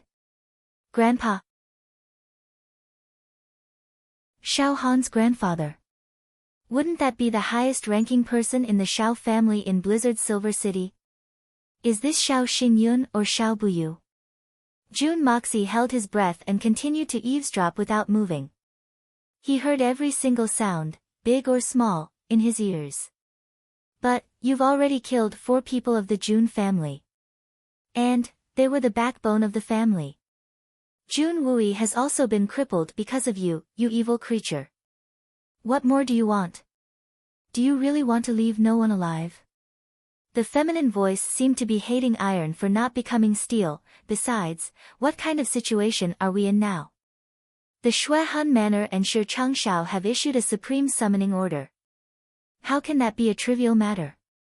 We also have to rush to the southern region. So, how can we be delayed because of a trivial grievance like you? And, how can we stir up trouble at such a critical juncture? One couldn't help but admit that this person's manner of speaking and handling was quite magnanimous. At least, he wasn't as unbearable as Xiao Han. Speaking of this matter, I thought of another matter. The two are somewhat related. So, I asked Grandpa to participate in this. Xiao Han's spirit seemed to be roused. I received a note when I was about to leave the Imperial Palace. There was only a brief message on it. Jun Wui will be leading the army to the south to deal with the Xian Beast Tide. Grandpa, it would be better if we... What's the use of sending ordinary soldiers to deal with the Xian Beast Tide in the south? The feminine voice suddenly paused. It seemed as if it had pondered for a moment. Then, it continued, that's right. This might be an opportunity if that's the case. Second brother, this note of unknown origin is indeed an opportunity. But, second brother, please don't forget that Solitary Eagle will also be heading to the south once the Supreme Summoning Order is issued. And, he will certainly be traveling together with Jun Wui if he goes. So, it won't be easy to deal with Jun Wui with Solitary Eagle around. Therefore, the crux of the matter is that the Solitary Falcon is the core of the problem. Second brother. It seems that the second most important person of the Xiao family is Xiao Buyu. That's right. That old Solitary Eagle must pay the price since he wants to stick his neck out. How can we not take revenge for our sixth brother? Xiao Buyu's feminine voice was brimming with murderous aura. We'll act according to the circumstances when we reach the south. First, we'll concentrate the strength of the 6 of us and the 7 swords. Then, we'll besiege and kill Solitary Eagle. Then, we'll decide whether or not we'll deal with Jun Wui. Everything will be under our control as long as Solitary Eagle isn't there. Moreover, we can just push the blame onto the Xian beasts in that kind of place. And, everything will be over. Second brother, do you mean to let them go for the time being? Then, we'll deal with them when we reach the south. An old voice asked. Jun Moxie could tell that it was the voice of the third elder. That's right. The Supreme Summoning Order has already been issued. I'm afraid that the other great masters will launch an attack on the Silver Blizzard City if we continue to fight each other before we reach the south. And, we'll challenge the great masters. So, we can only deal with them when we reach the south. Xiao Buyu spoke in a gloomy manner. Moreover, there's also that mysterious black-clothed masked man. Xiao Buyu's voice became even gentler. He disregarded his status to snatch our Xiao family's soul-replenishing jade. So, that means that it's extremely important to him. He'll come to snatch it again if he finds out that it's on Feng Wu's body. The reason why I've left Feng Wu alone in this room is to make things more convenient for him. He smiled gloomily and said, that mysterious man's abilities will inevitably lead to casualties if he tries to snatch it. So, he won't have to waste any effort to snatch it now that it's on Feng Wu's body. So, he won't cause any trouble. I've already placed a restriction on it. Moreover, I've also added the 1,000 miles soul locking incense. Xiang's son is also on standby. We'll be able to find him even if he goes to the ends of the earth as long as we have it in our hands. He won't be able to escape. So, we must concentrate all our strength once we've identified our target. And, we must kill him in one fell swoop at all costs. Take back the soul-replenishing jade. Second brother is wise, everyone said in unison. It was clear that everyone's spirits had been roused. Only June Moxie was left stunned. Is there such a good thing? Give it up. It had to be said that Xiao Buyu's trick would be effective against anyone in this world. In fact, even Yun Bichen would be able to find some clues if he were to get his hands on it. But, this trick was useless against June Moxie, it's like using a honey trap on a eunuch. This analogy is somewhat inelegant. But, the principle is the same. Suddenly, the elders were startled. Second brother, you can already use a restriction on your spiritual sense? Doesn't that mean you've already reached the 4th level of Xinxian? He. Xiao Buyu's laughter contained a sense of complacency. I'm ashamed. I've been in seclusion for 10 years, but I've finally made this step forward. This is also the reason why I'm confident that I'll be able to capture that mysterious man. Congratulations to second brother for making such great progress. Everyone said in unison. However, June Moxie snickered in his heart. Confidence? Are you talking about confidence in front of this young master? This young master will treat your spiritual sense restriction and your 1,000 kilometers soul-locking incense as nothing more than a fart. Well, no one is allowed to leak any information if we succeed in dealing with the June family this time. Do you understand? Xiao Buyu's eyes radiated power in all directions as he spoke in a serious manner. Of course. Otherwise, the lord of the city will blame us. And, no one will feel good about it. Moreover, the June family has the backing of the Dongfang family. So, everything will have to be done in secret. Everyone chuckled and started to discuss other things. June Dashao was very angry at this moment. This Xiao family is very vicious. I want to see who will be exterminated during this trip to the southern heaven city. Not even the chickens and dogs will be spared.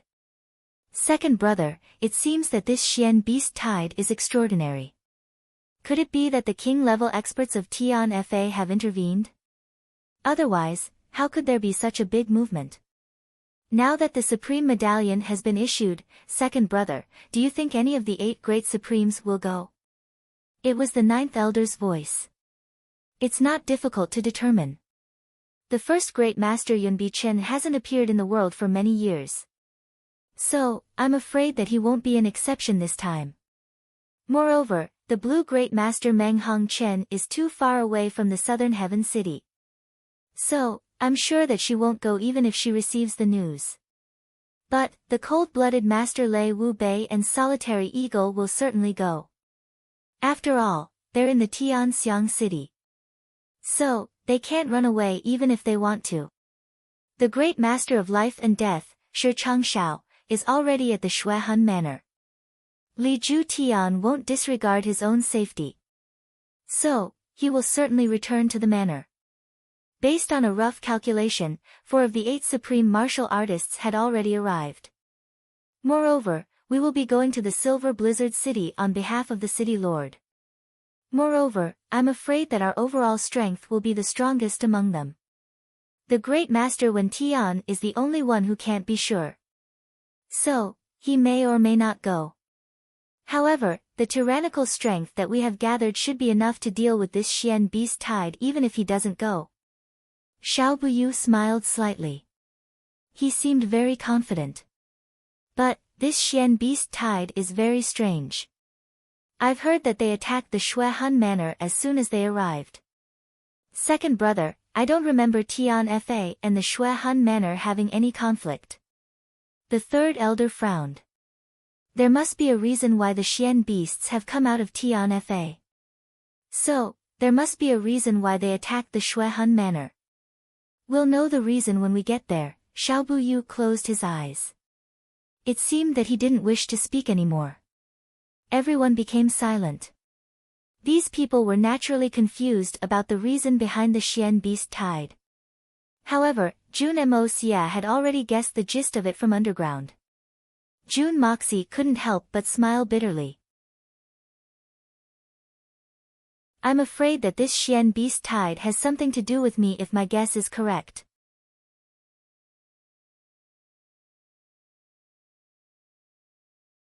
Chapter 296. Jun Moxie remembered that he had negotiated with Long Crane and Bear Mountain to harass the Shuehan Manor, and to break the legs of the young master of the Shuehan Manor. Then, he would help them break through their bottlenecks as long as they accomplished this goal and returned to the Tianxiang city. This would be their reward for delaying the Shuehan Manor. They had agreed to a time limit of half a month, but Jun Moxie had extended the time limit to 1 month. He had thought that they would have accomplished this task by now since they had made it sound so easy. But, there had been no news until now. And, Jun Moxie had found it strange. But now, the sudden outbreak of the Xian beast tide was caused by these two fellows. Who else could it be? But I had only asked them to delay the Shuehan Manor. I didn't ask them to deal with the entire world's Xian experts. What was going on now that they had created such a huge commotion? Jun Moxie was puzzled as he thought about this. Those two should have known about the stakes in this matter. But, why were they so unwise? Is there really another reason? Jun Mo Xia obviously didn't know that even the two Xian beast kings who had rushed to the southern heaven city in high spirits were extremely gloomy about this matter. Man proposes, but God disposes. Dealing with the Shuehan Manor without Master Zhu Tian's protection was a trivial matter for these two Xian beasts. Moreover, they didn't need to confront the Shuehan Manor directly. They only needed to harass the Shuehan Manor on a small scale. However, the two Xian beast kings hadn't expected that their appearance in the Tianxiang city would arouse the vigilance of the Master of Life and Death, Shi Changshao. Shi Changshao left for the Shuehan Manor in the southern heaven region the same night after the Xian Core competition had ended. How could the Xian beast kings be a trivial matter? After all, the Shuehan Manor was next to the Tian Fa forest. The Xian beast kings of Tian Fa had left the forest. So, the Shuehan Manor shouldn't be unaware of such a big matter. Coincidentally, the great masterly Zhu Tian had returned to the Shuehan Manor at the same time. He was tired from his travels, and wanted to return home. Everything that should have happened, and everything that shouldn't have happened, at this specific time, happened with great vigor. The two Xian beast kings, Long Crane and Bear Mountain, had arrived at the Shuehan Manor in a very ostentatious manner. Then, they had arrogantly kicked open the manor's gate, and had vigorously carried out Jun Moxie's policy of stirring up trouble. First, they had wantonly burned, smashed, and looted everything. Then, they had thrown the entire Shuehan Manor into chaos. Call your young lord out, let me break that brat's legs, then I'll leave immediately. How could the Shuehan Manor agree to such conditions? As the saying goes, if the master is humiliated, the subject must die. The two Xian beasts' cultivation was close to that of a great master, and their bodies were even stronger than that of a great master. But, the Shuehan Manor also had more than 10 Shenxians and dozens of Tianxians. So, both sides had started to fight because of a disagreement. A great master was a great master, and a beast king was a beast king. Long Crane and Bear Mountain were like tigers in a flock of sheep. They were fighting in high spirits, and hadn't fallen into a disadvantageous position. Moreover, they weren't like the 8 great masters. They didn't care about their status as masters, and they didn't have any misgivings. In fact, they had taken advantage of the chaos, and had started to rampage through the Shuehan Manor. They had pushed down walls in the east, and set fire to the west. This had made the Shuehan Manor's Shenxians extremely angry. But they had been unable to do anything about it. They had only been able to deal with the Xue Han Manor in a group fight.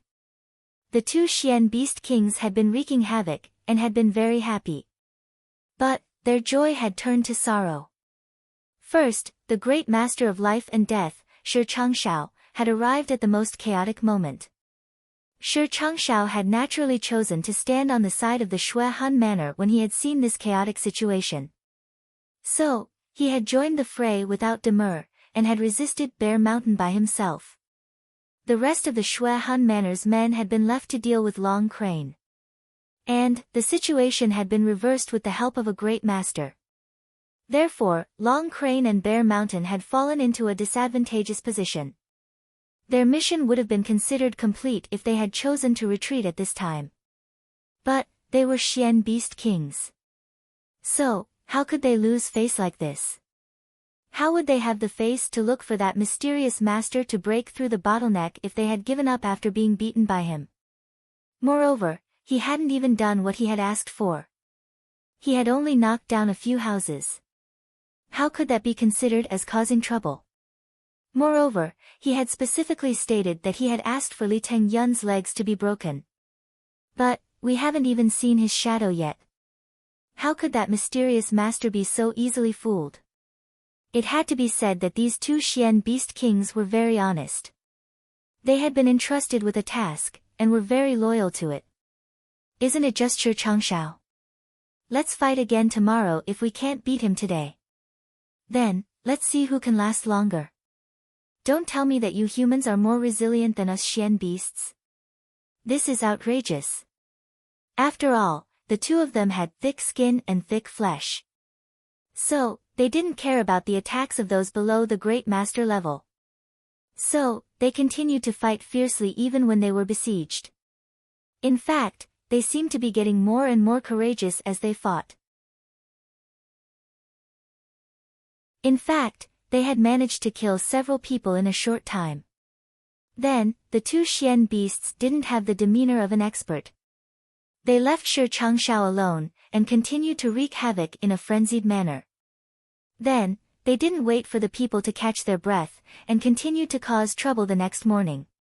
In fact, it seemed as if they wouldn't stop until they had achieved their goal. These two Xian beasts had the demeanor of a very persistent person. Their persistence had caused the entire Xue Han Manor to complain incessantly. It's not that there aren't any experts. In fact, there are many experts like Shen Xian. But the gatekeeper can't always be Shen Xian, right? These two Xian beasts were super experts. So, even an immortal wouldn't be able to guard against them. Many people could fight these two beasts one-on-one. But they didn't have the ability to keep them here. So, there was no need to talk about killing them, the experts were getting more and more tired. But the two Xian beasts were getting more and more excited. They felt that these few days were the most exhilarating days of their lives. However, a tragedy happened at this time. Li Ju Tian had returned. One could imagine how furious the second most powerful great master in the world was.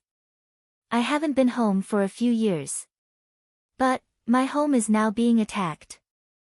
Moreover, the Xue Han Manor is in a state of chaos within a 300-kilometer radius.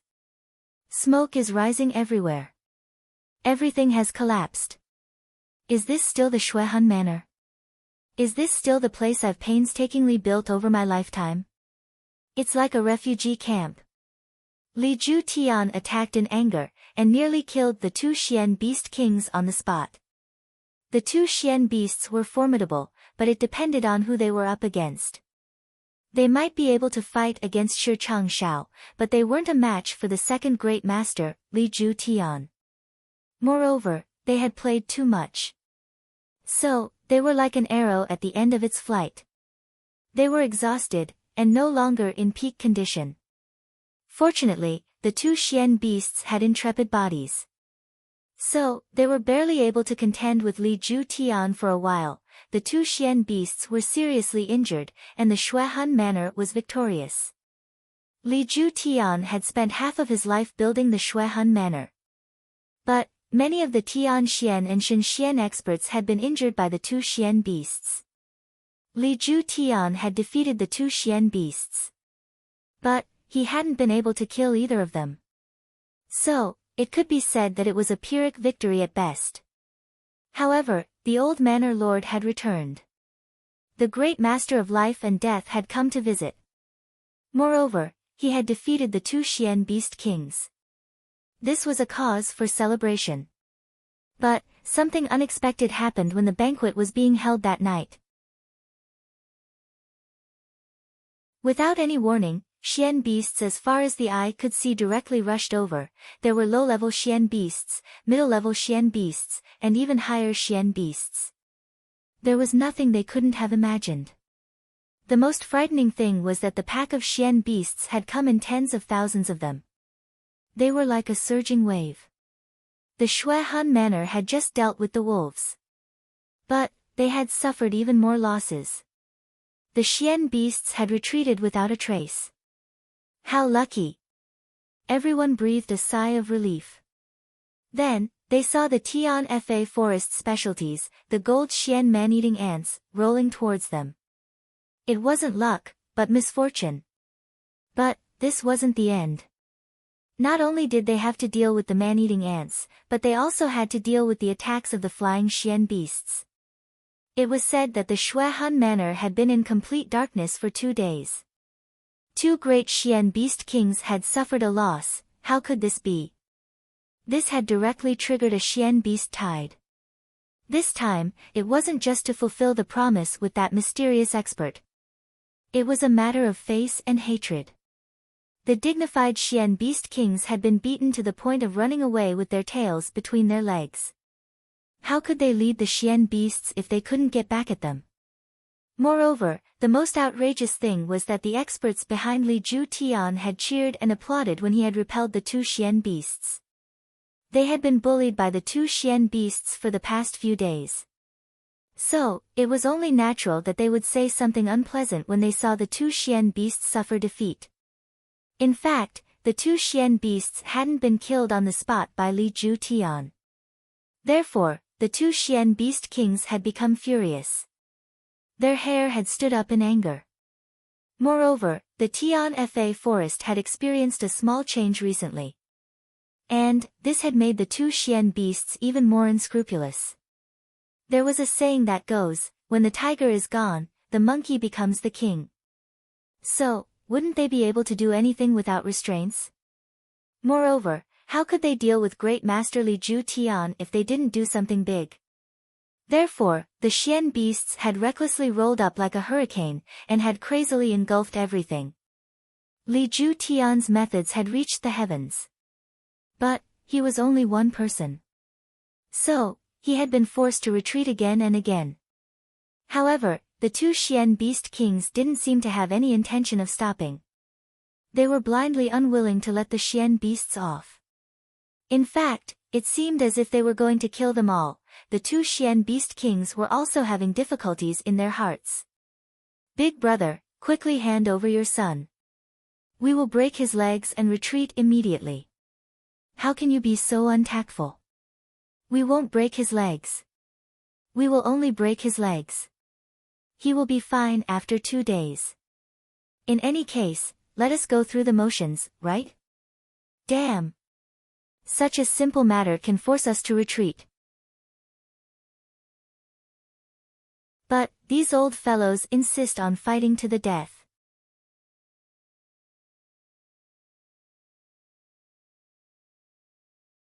Chapter 297. However, what kind of person was Li Ju Tian? He was the second most powerful great master in the world, second only to Yunbi Chen. How would he be able to survive if he were to hand over his son in such a situation? Therefore, it wasn't as if the 2 sides hadn't tried to negotiate. But, every time they tried to negotiate, it would collapse in an instant. The fight between the 2 sides was getting more and more intense.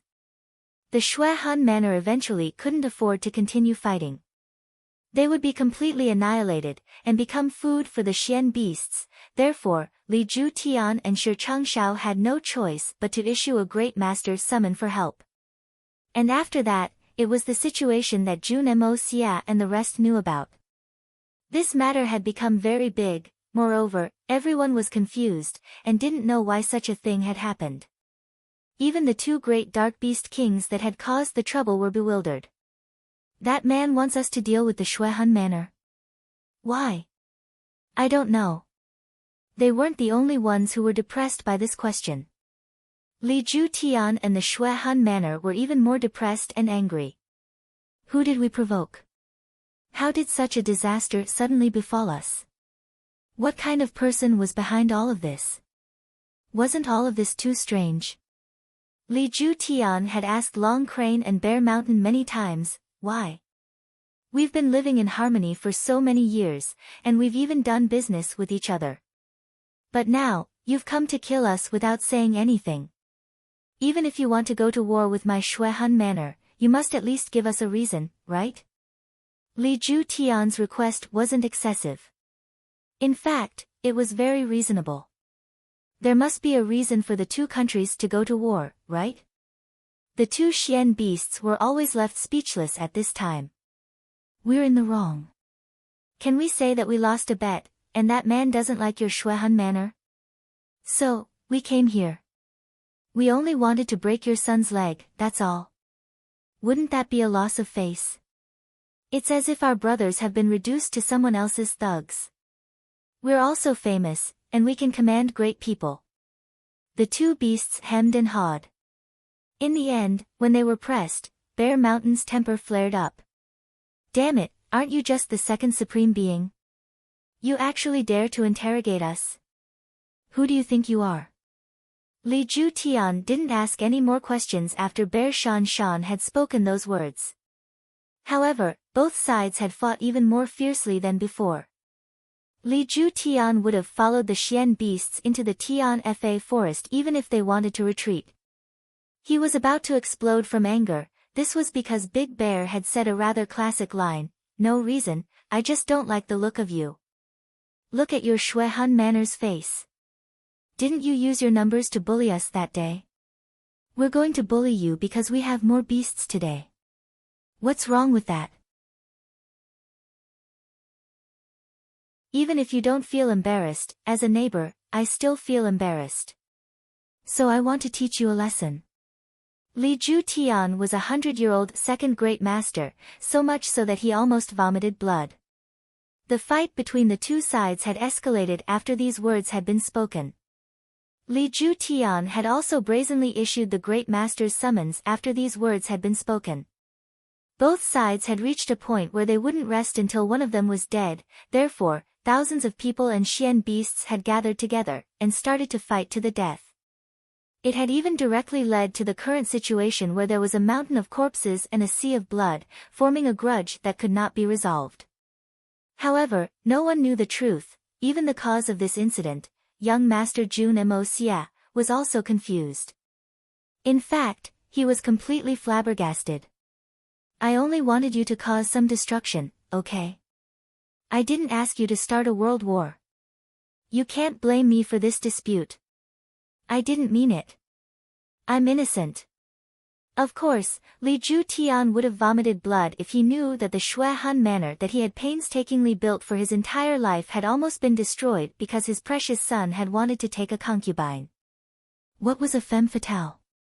This phrase, in a situation where no one knew about it, had been created using the corpses of countless profound beasts and the blood of countless experts. Under a situation where tens of thousands of people were silently searching for the truth, it was the most authentic and authoritative interpretation. From ancient times until now, there had been many legends of femme fatale. But, there had never been a femme fatale who had brought such a calamity to the martial world. In fact, even the Xian beasts had been harmed. Guan Qinghan, the young madam of the Jun family, had set a precedent. Not only was this unprecedented, but it would also be unrepeatable. The young lady of the Jun family, Guan Qinghan, could be said to be the most beautiful woman in the universe if one were to judge her from this point alone. Of course, this beauty had one thing in common with all the other beauties of the past: she was innocent. In fact, she was even more innocent than them. And that's because Guan Qinghan didn't know about this matter. She was thousands of miles away in the capital, grieving for Qiu Yanyu. How could she have known that she was thousands of miles away? In fact, this whole matter was an unsolved case. Just like now, in the room above the ground of the magnificent jewel hall, the 6 great masters, Shen Xian, were aimlessly guessing. And, underground, Jun Dashao was also frowning in deep thought. What was the purpose of this Xian beast tide? Why did it have to be so big? It really took a lot of thinking. Jun Moxie stood quietly on the ground, thinking back and forth several times. He felt that there was something wrong with this matter. There must have been some changes that went beyond his original estimation. Finally, he made a decision. What does this Xian beast tide have to do with me? This Xian beast tide is a good thing for me. Besides, even if I really wanted to go to the Tian Fa forest, it would be to hunt for treasures. Whoever wants to stop the Xian beast tide can go. I don't have the time to do that. Also, those old guys on the ground are really too hateful. They are actually scheming to deal with the 3rd uncle and the Jun family. They even want to destroy my Jun family in one fell swoop. This is really intolerable. Then, Jun Dashao silently drilled out of the ground. He was still in a stealthy state. This was the mystery of the yin-yang escape technique. Even a very high-level expert would find it difficult to find him. Lei Wubei had noticed some clues about Jun Dashao. But, Great Master Lei hadn't been able to find him. Jun Dashao was surprised by the keen senses of a great master. But, he was also very confident in his own yin-yang escape technique. Even a great master couldn't find him. So, how could a small fry like him be able to? Xiao Fengwu wasn't in the room where everyone was having a secret meeting. Perhaps his status wasn't enough to participate in such a high-level meeting. However, Jun Moxie hadn't forgotten his main purpose for coming here. Even the Hong Jun Pagoda has a reaction. Ah, the Xiao family's soul-replenishing jade. This name is very hard to pronounce. Jun Moxie cursed in his heart. The corners of his mouth crooked. Xiaobu used divine sense restriction. 1,000 miles soul-locking incense. Humph. I'll put it in the Hong Jun Pagoda once I get it. I'm afraid that even a great principal's divine sense restriction won't be of any help, right? As for that bullshit 1,000 miles soul-locking incense, it doesn't matter how awesome it is. But, it can't chase into my consciousness, can it? Isn't this the so-called the devil rises 10 times as the righteous rises 1 foot? I'm better than you if you're better. The Xiao family's elders had isolated Xiao Fengwu in a room with good intentions. And, they were waiting for me to steal it. They were cooperating with me in this way. Wasn't this tantamount to giving it to me with both hands? How could I disappoint such good intentions? How could I not accept them with a smile?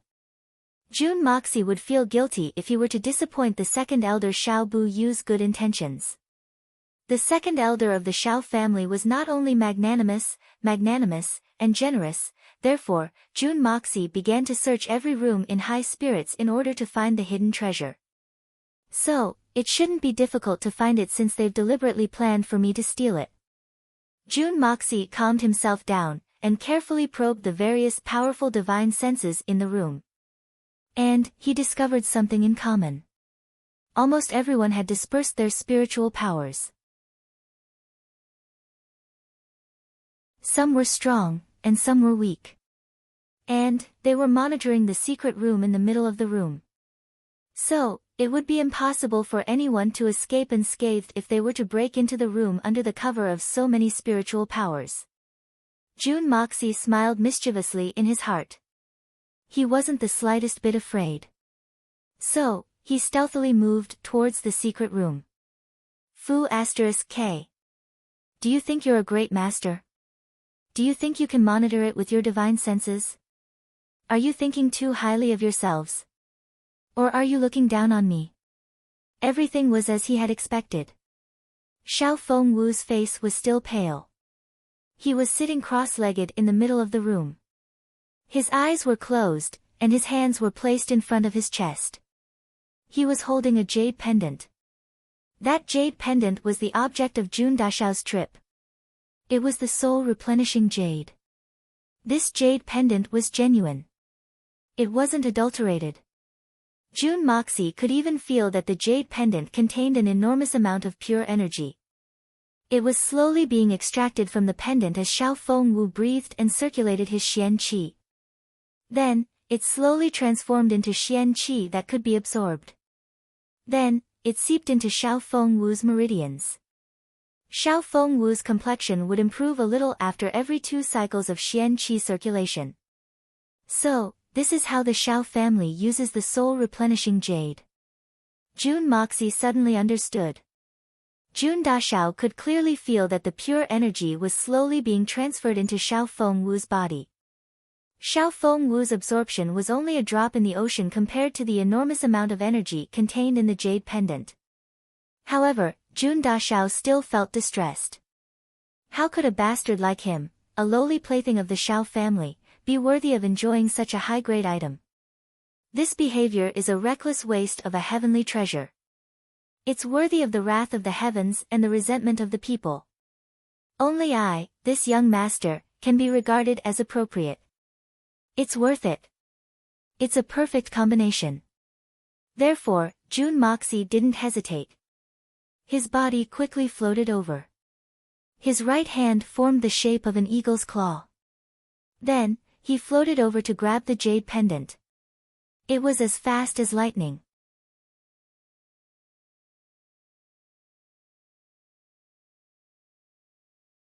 Chapter 298. Xiao Fengwu was wholeheartedly absorbing the pure energy from the jade pendant in order to repair his damaged meridians. He knew that he was being used as bait, so it would be a lie to say that he wasn't afraid. He was also afraid that the mysterious man would come too early.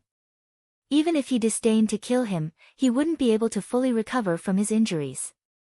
Then, he would have to suffer for a few more days. Therefore, he worked very hard, wholeheartedly absorbing the pure energy that came from the jade pendant. He could clearly feel that his damaged meridians were slowly wrapped by the pure energy transmitted from the jade pendant. It was as if his whole body was soaked in warm spring water. He only felt that his whole body was warm and extremely comfortable, and his damaged meridians were also recovering at an abnormally rapid speed. He only felt that his spirit was floating, as if ascending to heaven, like an immortal, like a dream, like an intoxicated person. Just when he was feeling the most comfortable, his hands suddenly shook, and the jade pendant disappeared in an instant. Xiao Fengwu was shocked. He hastily opened his eyes and saw that the jade pendant was floating in front of his chest. It paused for a moment, and then quickly flew away. What was even more bizarre was that Xiao Fengwu didn't sense anyone's shadow or aura. It was as if the jade pendant had suddenly grown a pair of legs and had a life of its own. How could such a thing happen? What's going on? This definitely wasn't the work of an expert who used profound Xian Qi to guide the jade pendant. First, it wasn't necessary. Second, there wasn't any Xian Qi fluctuation. Xiao Fengwu could tell the difference between the two. So, what was going on in front of him? Xiao Fengwu's consciousness blurred.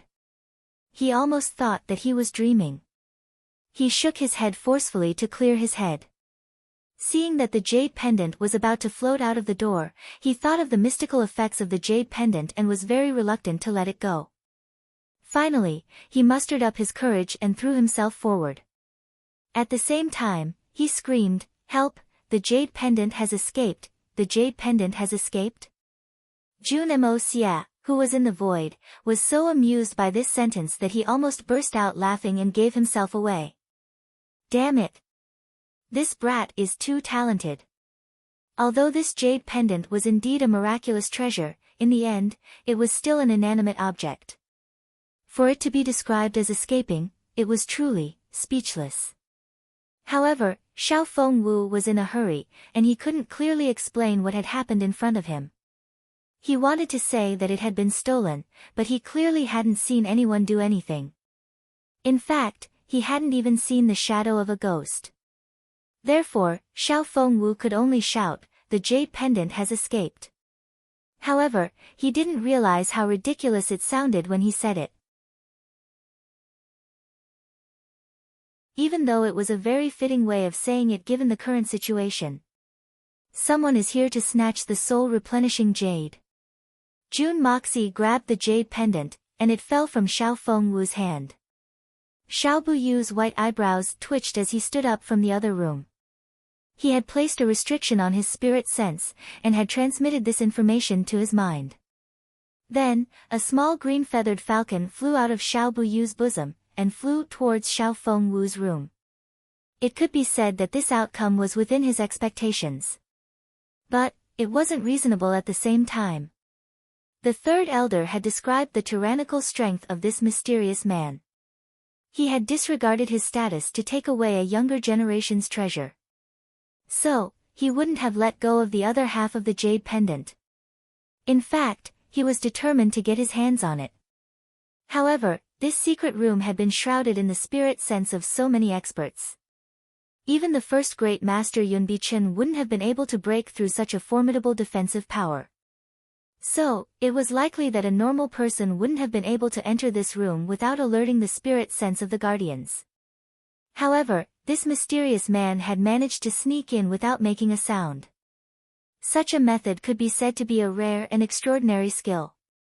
Xiao Buyu's thin body floated up like a white cloud in the next moment, and flew out as light as a feather. He flew towards the secret room where Xiao Fengwu was recuperating. At the same time, an extremely feminine yet exceptionally sharp long whistle was issued from his mouth. The sound wasn't loud, but it was unceasing.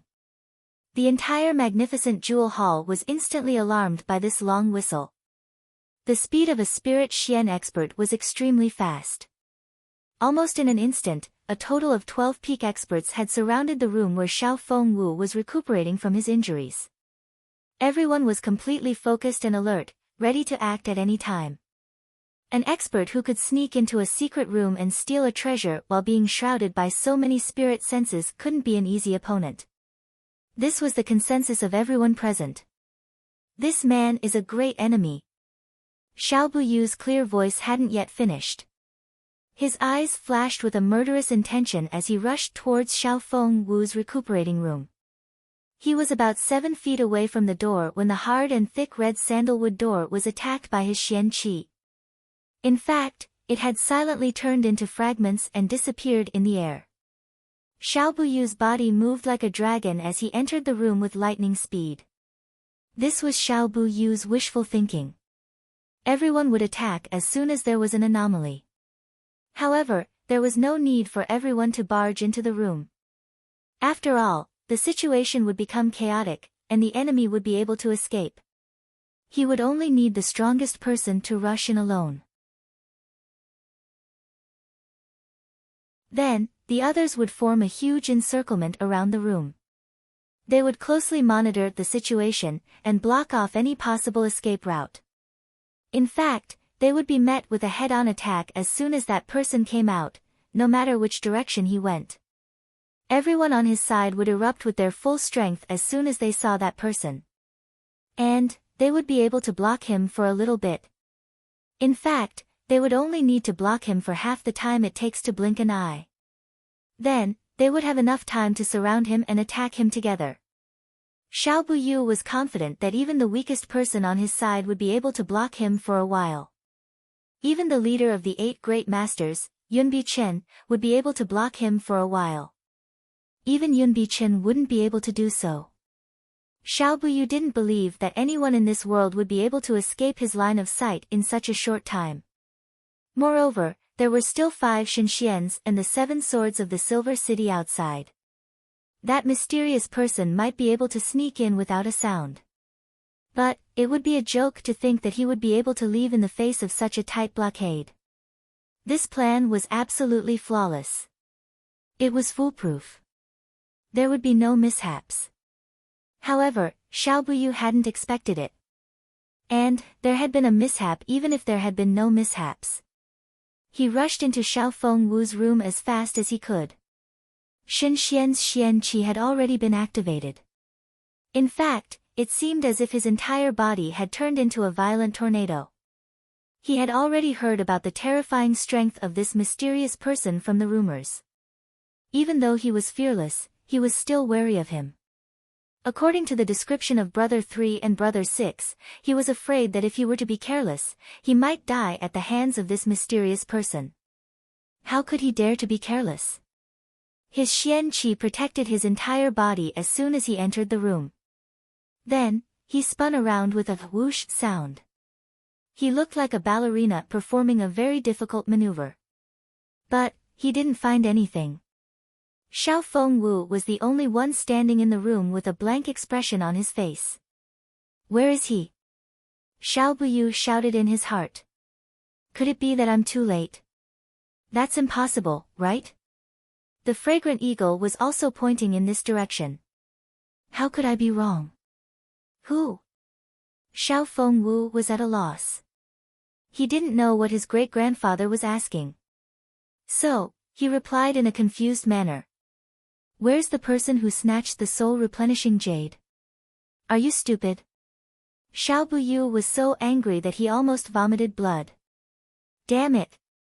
That person had snatched the jade from my hands. And, he's asking me, who is it? Fortunately, Xiao Buyu had cultivated himself well. Otherwise, he would have gone mad with anger. There's no one. Where is there?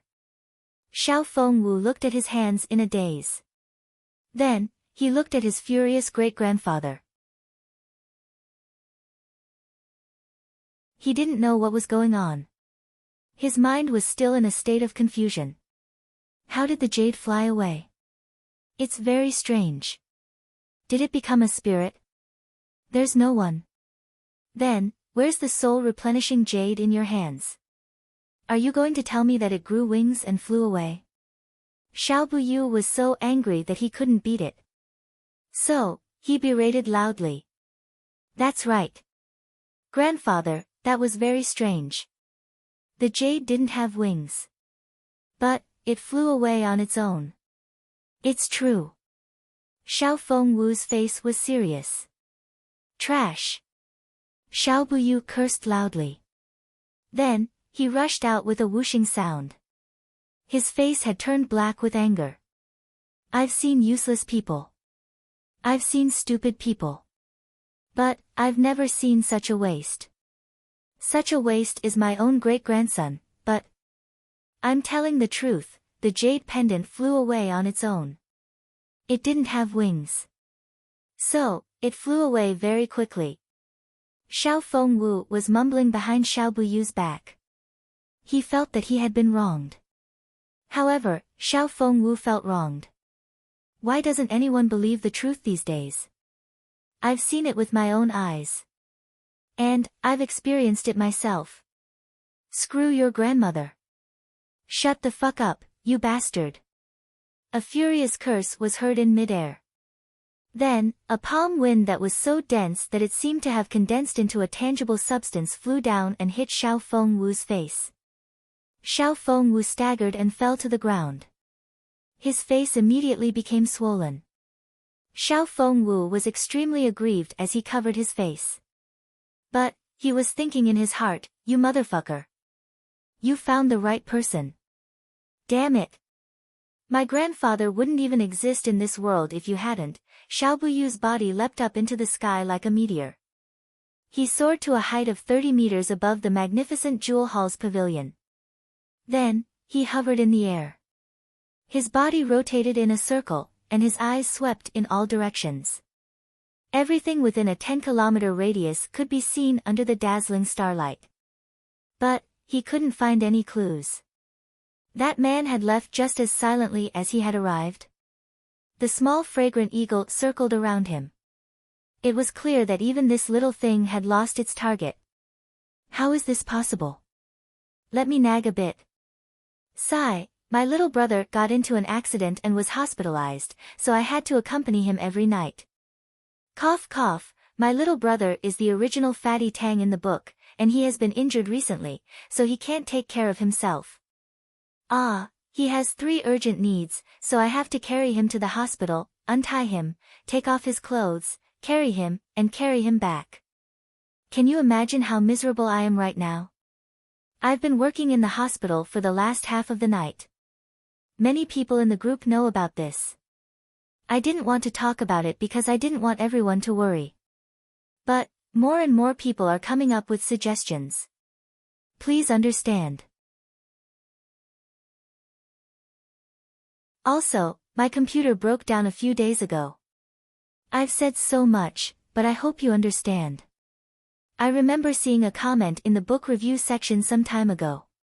But, I can't remember which book it was. The comment said, breaking chapters is like having sex. If there's a first time, there'll be a second time. And, there will always be a variety of reasons in life to break chapters and ask for leave. So, once there's a first break, there will be more and more reasons to ask for leave. And, it will become smoother and smoother.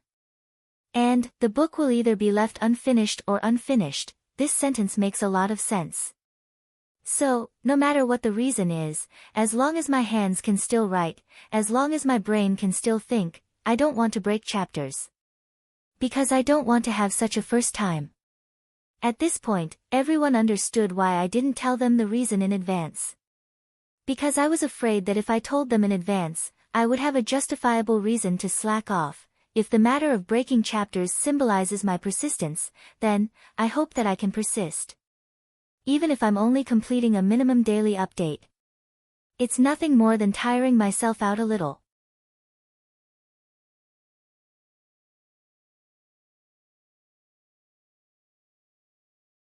Chapter 299. Today's first update. Half an hour later. I'm still working on it, Xiao Buyu's feminine voice resounded. It sounded like a volcano that was about to erupt. There was an indescribable pressure in his voice. Did you see anyone come out? The 12 experts looked at each other in dismay. You were the first to rush in. But, you didn't find anything. So, how can you expect us to find anything? No one has come out. Second brother, rest assured. The 12 of us have already locked down this area. Not even a mosquito can fly out within a 200-meter radius. So, second brother, please do your best, the third elder said with a solemn expression as he placed his hand on the hilt of his sword. His hair was as white as silver, and his beard was as white as snow. Third brother is right. Second brother, you can rest assured, the others immediately responded in a solemn manner. Xiao Buyu would have been very pleased if he had heard these words before. In fact, he would have been very proud. After all, there was no doubt about the abilities of these brothers. However, Xiao Buyu found these bold words funny. In fact, he felt so ashamed that he couldn't even show his face.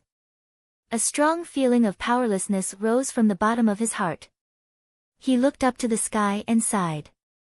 He was incomparably lonely as he slowly descended from the sky.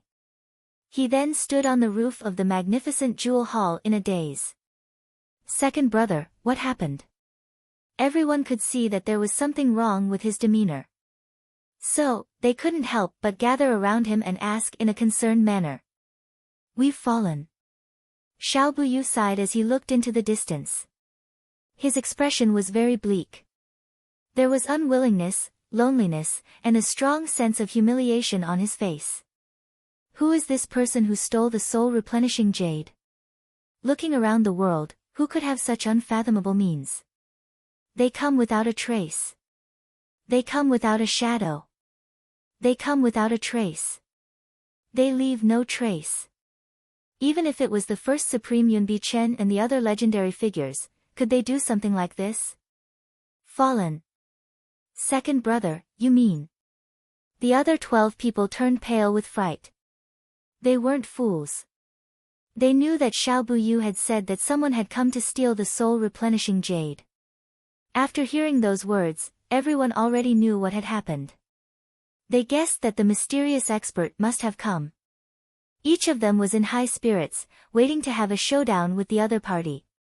However, they couldn't even see the shadow of a single person. So, they thought that it was a false alarm. But then, they heard Xiao Buyu say, "We've been screwed." If he still couldn't understand the meaning of this sentence, then he would have lived for so long in vain. Could it be? Everyone looked at Xiao Buyu in disbelief. They looked at the expression on Xiao Buyu's face. Everyone had used questioning words to express their disbelief. But, their tone had been firm. Yes, you guessed right. The soul-replenishing jade had already fallen into that person's hands. This is an undeniable fact. Xiao Buyu spoke in a soft and gloomy voice. He seemed to be very depressed. I didn't even see anyone. The soul-replenishing jade had disappeared without a trace. Then, I chased after him, but I didn't see him either. And you obviously didn't find any clues either. Our Silver Blizzard City has suffered a big loss this time. How could that be? Second brother, don't forget that the soul-replenishing jade still has your divine sense restriction and the 1,000-mile soul-locking incense. The ninth elder opened his eyes wide. Wouldn't it be easy for us to find him if we had those two things? As soon as he said this, the rest of the people had a strange expression that said, "You're an idiot," on their faces. Why would the second brother show such a mournful expression if those two methods were effective? However, everyone's complexion changed as they thought of this. It's no use. This person used a supreme method to erase my divine sense restriction the moment he got the soul-replenishing jade. Moreover, he also removed the smell of the 1,000-mile soul-locking incense. Even Xiao Xiang is helpless now. Xiao Buyu smiled bitterly. He looked up at the small green eagle that was circling in the sky. He felt powerless. How is this possible? The other 12 people sucked in cold air. The divine sense restriction resonates with the user's divine sense once it's activated. And, it's connected to the user's divine sense. So, no one can easily sever this invisible and mysterious connection. Who could have severed it? And, what kind of strength does it take to sever it? Moreover, the 1,000-mile soul-locking incense is a secret medicine unique to this city. It sticks to the body as if it's stuck to your soul. You won't be able to get rid of it for the rest of your life unless you use the city's unique antidote. So, how did this person get rid of it? All of this is simply too unbelievable. Second brother, are you sure? A heavy voice sounded. Everyone looked towards the source of the voice. It was the fifth elder. He was the most cautious of the 9 brothers. I'm sure. Xiao Buyu sighed and frowned. It seemed as if he had aged 10 years in an instant. Then, he said in a low voice, "The only thing I find strange is that this person was able to erase my divine sense restriction in an instant. Moreover, he was able to get rid of the 1,000-mile soul-locking incense in an instant. So, his strength can't be said to be the best in the world. But, he must be several levels higher than us. So, it should be easy for him to get the soul-replenishing jade from our hands. In fact, it wouldn't be impossible for him to force us to hand over the rest of the soul-replenishing jade." But, why? Everyone understood the reason as soon as he said this. That's right.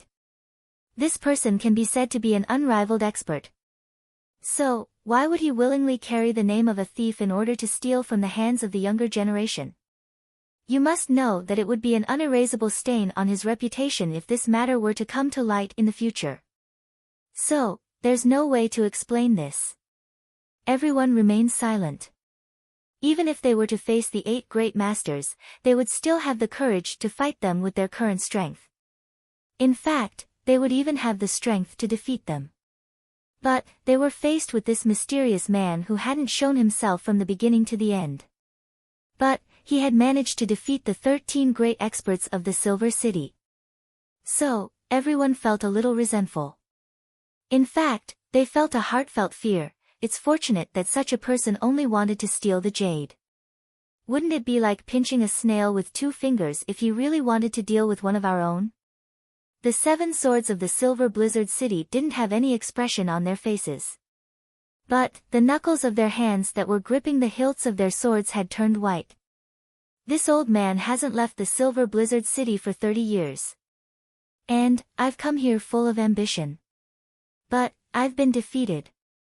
Xiao Buyu's hands were clasped behind his back as he stood at the top of the magnificent Jewel Hall's pavilion. His eyes were distant as he looked at the lights of the Tianxiang city. Then, he let out a long sigh, and remained motionless for a long time. The other 12 people felt an unusual pressure in their hearts. In fact, they almost couldn't breathe. The dense darkness of the Tianxiang city felt as if the vast sky had suddenly pressed down on them. In fact, it seemed as if everyone's hearts were being pressured by the darkness of the night. Today's matter must be reported to the Silver Blizzard City as soon as possible. Then, we must set out for the Southern Heaven City. This isn't a good place. So, we must leave as soon as possible. Xiao Buyu's white hair, beard, and robe were fluttering in the night wind. His voice had an indescribable feeling of desolation and sadness. It was as if the confidence and pride that he had built up over a long period of time in his heart had been completely extracted from his body as he spoke these words. It gave everyone an indescribable feeling of sorrow. This feeling was similar to that of a hero at the end of his road. Second brother, the 12 people cried out in concern. Xiao Buyu flicked his sleeves and spoke in a deep voice, "It's useless to think too much. Everyone, go to sleep." Then, his body flashed, and he suddenly disappeared from the roof. Only a heavy feeling of desolation was left behind. Jun Moxie quickly put away the soul-replenishing jade into the Hong Jun Pagoda the moment he succeeded.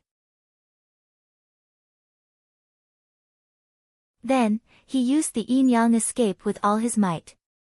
He stood motionless in the corner of Xiao Feng Wu's room, and calmly watched the situation unfold. Xiao Buyu had fiercely rushed in the moment he put away the jade. His sharp xian qi and his spirit sense had spread out in all directions. It seemed as if thousands of sharp swords were flying in the air. Jun Moxie couldn't even breathe. He couldn't help but feel startled in his heart. This top-notch character of the Silver Blizzard City is no small matter. However, his imposing manner isn't inferior to that of the solitary eagle. But, it seems that he isn't inferior in any other aspect. No wonder the Silver Blizzard City's plan is so full of confidence. Then, Jun Moxie had watched a good show for free. Jun Moxie had only one feeling about the Silver Blizzard City's conjectures. The world is truly marvelous. I can only be regarded as a small shrimp at this stage. But, I've been forcibly elevated to the position of number 1 under the heavens by these alligators of Shenxian. It's so cool. It's so cool. Jun Dashao was obviously only watching at the moment. He couldn't express any opinion. Jun Moxie wasn't far from Xiao Buyu's side while Xiao Buyu was in a state of depression. He was hugging his knees as he watched with great interest. In fact, he seemed to be taking pleasure in Xiao Buyu's misfortune. Jun Moxie was surprised to see that Xiao Buyu had made a prompt decision to leave for the Southern Heaven City. But, he also breathed a sigh of relief at the same time. He knew that these people would look for an opportunity to make things difficult for him, the third uncle, and even the solitary eagle once they reached the Southern Heaven City. But, Jun Moxie wasn't worried at all. Won't the Southern Heaven City be tantamount to returning to my own home with my spiritual energy? Why would I be afraid of them? What a joke. In fact, Jun Moxie was most worried about the fact that the Silver Blizzard City would intercept Jun Wui's army on the road. The possibility of that happening was very small and nonsensical. But, Jun Moxie was worried about this the most. Everything else wasn't important in comparison to this. Therefore, Jun Moxie stayed on the roof of the magnificent Jewel Hall that night. He didn't leave. He wanted to see the Silver Blizzard City's people leave in order to be at ease. Moreover, he wanted to delay the army's journey as much as possible after they left. Otherwise, it would be too bad if they waited for him on the road. In the early hours of the morning, Jun Moxie witnessed the Silver Blizzard City's 6 great elders. The 7 Tian Xian experts, Mu Shui Tong, and Xiao Han left the magnificent jewel hall with a pale and weak Xiao Feng Wu and the Silver Blizzard City's little princess, Han Yan Meng, and their luggage. Then, they left the Tianxiang city. Jun Moxie then tailed them for 30 to 40 kilometers. Then, he came back with relief after he was sure that they were hurrying along. They're finally gone. Damn it. The Tianxiang city is my world now. Jun Dashao felt as light as a feather all the way.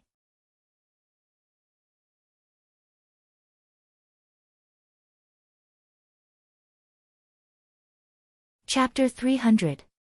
He saw a group of soldiers escorting more than 10 large carriages clustered around the Jun family's main gate. There was also a group of soldiers who were continuously unloading boxes from the carriages. One by one, the boxes were either exquisite or loose. They were being moved into the Jun family's residence in an orderly manner. The pungent smell of medicine was coming from these boxes. Fortunately, the boxes were being moved in and not out. Otherwise, Jun Moxie's first reaction would have been, they're being raided. The scene was chaotic enough, but it was not over yet. There were dozens of old men and middle-aged men in long robes and Mandarin jackets wailing and begging, making the scene even more chaotic. What the hell is going on? What's going on? Is this necessary? The young Master Jun was full of doubts as he passed through the crowd. He was just about to step into the house when a few middle-aged men who had been crying saw him. They rushed over, and knelt down in front of him with a plop sound. They begged with tears and snot, Third young Master Jun, please be merciful, and let us go. We are willing to offer you a longevity tablet, and bless you with a long life. You will be a marquis for 10,000 generations. But, we are just a pitiful small business, and we have the elderly and children to take care of. Please be merciful. Jun Moxie was startled. What does this have to do with me? What kind of words are these?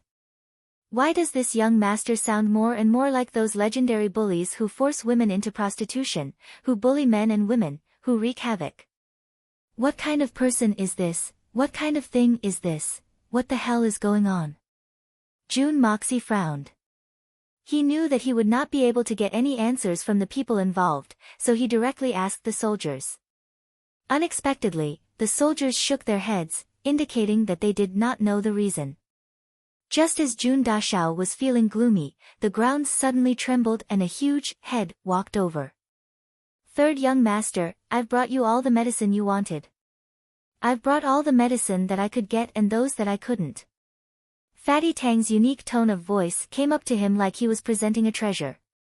His fat hands, bigger than a bear's paw, gestured, here, these are all. Since we're brothers, you can rest assured. Jun Moxie felt a little dizzy. I told you to bring as many medicinal ingredients as possible, but this is a little too much. Also, what are these old men and middle-aged men doing? He couldn't help but ask, how did you get so much medicine? And what's going on with these people? Third young master, we're all on the same side, so why do you have to speak like an outsider? Are you pretending to be confused? Tang Yuan squinted his eyes, as if saying, I understand and you understand. Young Master Tang, young Master Jun, please be magnanimous and let us go. Leave us a way out. Those people surrounded Fatty as soon as they saw him arrive. They then knelt down like dumplings, and started to kowtow as if they were pounding garlic. You. Jun Moxie was stunned for a long time before he vaguely understood the whole story. Looking at the situation in front of him, Fatty had probably raided these few pharmacies. Otherwise, there would be no place to buy such a huge amount of medicinal ingredients. You were in such a hurry at that time, and the quantity was so large. Where was I going to buy it for you in such a short time? So, this young master frowned, and a plan came to mind. I immediately devised a strategy, and won the battle from 1,000 miles away. Speaking of this matter, Tang Yuan was very pleased with himself. He beamed with joy and said, So, I made arrangements overnight to buy their medicinal ingredients from these pharmacies. But we asked for too much, and they actually said they were not willing. They said that if we sold them like that, they wouldn't be able to carry on with their daily business. Jun Moxie rolled his eyes speechlessly. You're talking nonsense. If you buy all their medicinal ingredients in one go, how are they going to carry on with their business? You should at least leave a few days for them to turn over, right? If you want all of them just like that, are you going to leave an empty shop for them? So Big Brother got angry. Tang Yuan glared at him with a murderous look in his eyes. Damn it, you actually used the excuse of not being able to do business with me to reject me. Since you don't want to do business with me, is it clear that you're bullying your customers? How preposterous. You dare to bully us two brothers? Is there still any law? Since that's the case, this young master might as well make sure that they can never do business again. So this morning, this young master went to the Ministry of Justice and asked for an official document. Then, I started a vigorous reorganization. At the same time, I closed the shops of the biggest and most arrogant ones. Now, all the medicinal ingredients have been sent here. Jun Moxie staggered. What excuse did you use to raid my house? You want the approval from the Ministry of Justice just like that? Isn't that too awesome? Third young master. Are you stupid? Why are you speaking like a layman? Tang Yuan looked at him suspiciously. As brothers, do we still need a reason to raid these people's houses? Raiding their houses means that we think highly of them. Putting a bunch of groundless things on us first, we'll talk about other things after raiding their houses. After a few days, if we're in a good mood, we'll let them go. If we're still in a bad mood, we'll just arrest them all and cut their heads off. That's all. It's so annoying. Tang Yuan curled his lips and snorted twice. Jun Moxie's eyes widened. For the first time, he realized that he hadn't completely integrated with his original identity after crossing over. Tang Yuan's words were very reasonable. In such a feudal society, if a prince like Tang Yuan and Jun Moxie wanted to open a pharmacy, was it really as Tang Yuan said, do we still need a reason?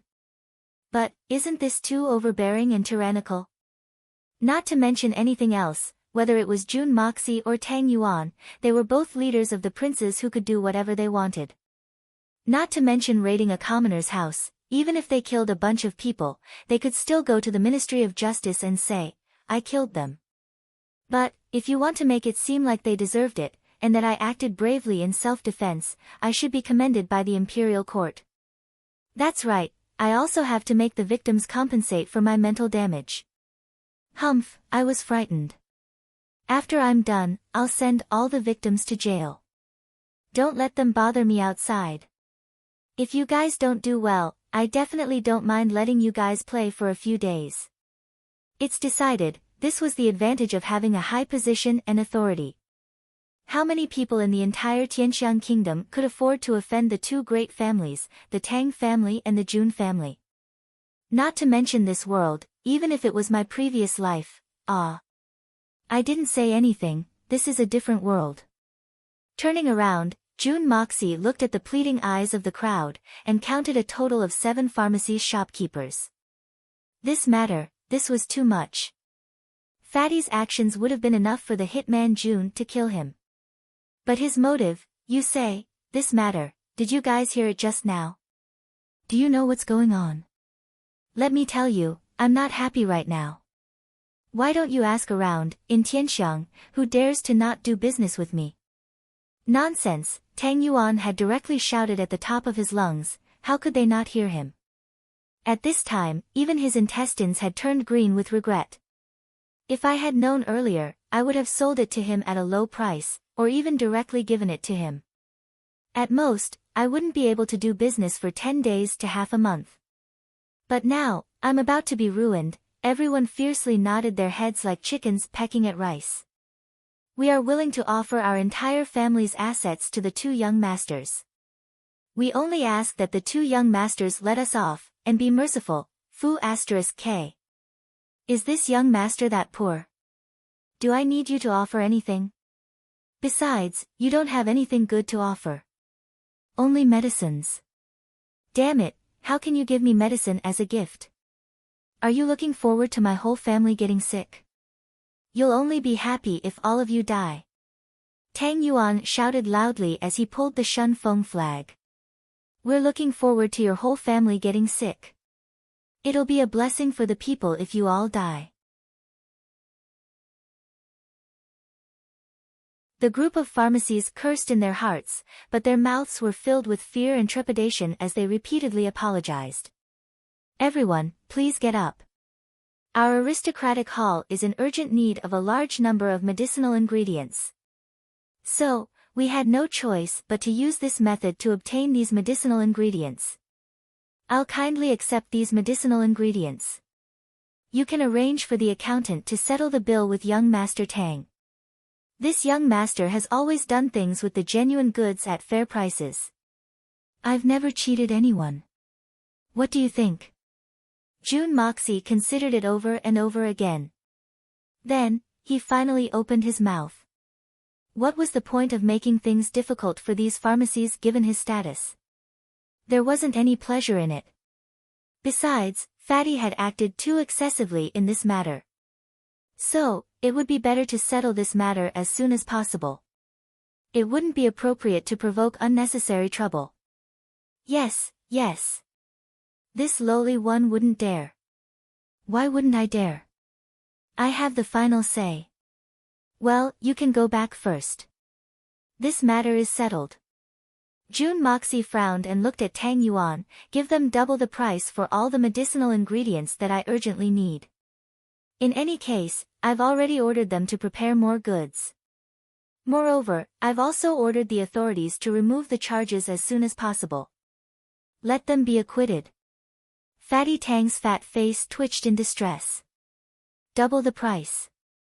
This lowly one wouldn't dare. The pharmacy's owners heaved a long sigh of relief as the matter was finally settled. They didn't need to talk about those troublesome medicinal ingredients. At the very least, their lives were saved. Actually, I don't need that much. After I'm done filtering, you can take back the rest that you don't need. Jun Moxie nodded. Just as he was about to take a step forward, he stopped and said, "Oh, right. Call all of your pharmacy's employees over. Help me sort through them. Otherwise, how long will it take to sort through so many medicinal ingredients?" The few shop owners agreed with a bitter look on their faces. They thought to themselves, what kind of world is this? We've been doing business honestly. Who did we offend? Suddenly, they raided our shops for no reason. Then, they threatened us with death. In the end, we have to be grateful to them for letting us go. We even have to send our own employees over to help us. We even have to take back those that they don't need. We even have to put on a smiling face. Despicable. Truly despicable. If we knew this would happen, why did we do it in the first place? For a time, in the hearts of the 7 bosses, these words rose up at the same time. All right, there's nothing else. Just do as I say. Everyone, disperse. Jun Moxie lifted his robe and took a few steps through the door. He could faintly hear Tang Yuan's voice behind him. He seemed to be gritting his teeth as he said, "Come, come, come. Take your pick. I'll give you double the price. We don't dare, we don't dare." A series of fearful voices echoed.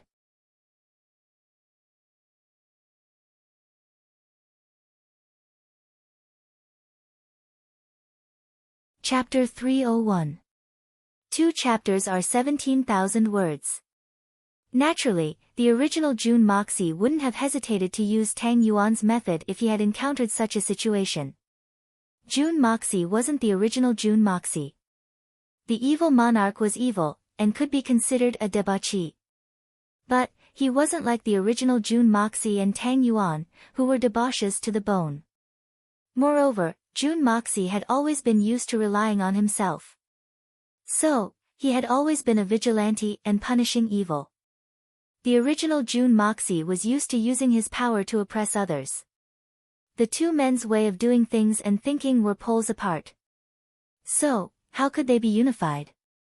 However, it had to be said that Tang Yuan's stroke of genius had genuinely solved Jun Moxie's pressing problem. Time was of the essence. And, Jun Moxie was a complete rookie when it came to refining pills. He hadn't practiced for a long time. Moreover, he didn't even have the necessary ingredients, but, Fatty Tang had solved the biggest problem. His method was indeed a bit despicable. But, Jun Moxie certainly wouldn't blame him. He would give the bosses of these families some money as compensation. It would be reasonable for them to make up for their losses. This kind of thing was obviously unfair to them. But, how could there be true fairness in this world? This young master can cross over. Can you? This isn't fair, heaven and earth aren't complete. There's no such thing as absolute fairness in this world. So, why do you have to think of everything as perfect? However, it didn't matter whether it was fair or not. He would officially start refining pills tonight. That was the most important thing. Jun Moxie was looking forward to seeing what he would refine. The cold-blooded Master Lei Wu Bei appeared in the sky above the Jun family's courtyard. His complexion was pale gold. Solitary Eagle, what time is it? The Silver City's people have already started to move. Are you still not going to move? How long do you plan to delay? Are you afraid of the beast tide? If one were to look carefully, they would be able to see that this cold-blooded sovereign's complexion was not very good. His eyes were also faintly bloodshot, and the condition of his spirit was extremely poor. To be able to cause a sovereign-level expert to have such an appearance, the instigator could definitely be proud. If I want to leave, I'll leave. If I don't want to leave, I won't leave. I'll leave whenever I want to. Why do you care? Solitary Eagle retorted in an extremely displeased tone. Solitary Eagle was frustrated. Why did this supreme summon come out of nowhere at such a critical moment? You should have waited until I had comprehended the 9 styles of the ghostly hawk. If I leave for the southern heaven region now, the journey will be long. Plus, there are important matters waiting for me. Who knows when I will be able to come back and cultivate in peace.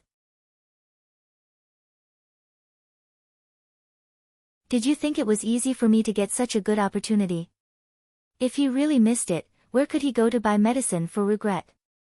Lei Wu Bei snorted and spoke in a gloomy tone, this old man is leaving today. Solitary Eagle, there are only the two of us in the Tianxiang city at the moment. We have some personal grievances between us, but we'll have to put them aside for the time being because of the supreme summon. You're one of the 8 great masters. You should know the consequences of violating the supreme summon. This old man wanted to travel with you, but I didn't expect you to be so unappreciative. Not to mention the solitary falcon, even Jun Mo Xia was startled by Lei Wu Bei's words. When did the cold-blooded sovereign ask someone to travel with him? Moreover, it's Solitary Eagle. This is even more unimaginable. However, the two of them didn't know that Lei Wu Bei had been frantically searching the Tianxiang city for the enemy who had killed his disciple. He had been searching for the so-called supreme assassin Chu Chihuan in his mind. Lei Wu Bei's mental state had been extremely tense, and he hadn't dared to relax in the slightest. He had been constantly on guard against Chu Chihuan's deadly sneak attacks. He had persisted until now, and had become physically and mentally exhausted. Lei Wu Bei was a great master. Anyone else would have had a nervous breakdown by now. He had received the supreme summon at the moment, and thought about the long journey to the southern heaven region. Whether it was the forests or the inns along the way, they were the easiest places for an assassin like Chu Chihuan to take advantage of. Moreover, the enemy was in the dark while he was in the light. He was afraid that his illustrious reputation would go down the drain if he wasn't careful. Therefore, he had decided to ask Solitary Eagle to travel with him. He and Solitary Eagle had their differences, but it wasn't an irreconcilable enmity. Chu Chihuan wouldn't dare to assassinate either one of them if he could get Solitary Eagle's help and travel with the two great masters. A figure flashed, and Solitary Eagle appeared in front of Lei Wu Bei. Lei Wu Bei, tell me the truth. What are you planning? Are you afraid? Lei Wu Bei snorted in a provocative manner. Afraid? Ha ha ha, this old man knows that you're trying to provoke me. But, I'm going to travel with you.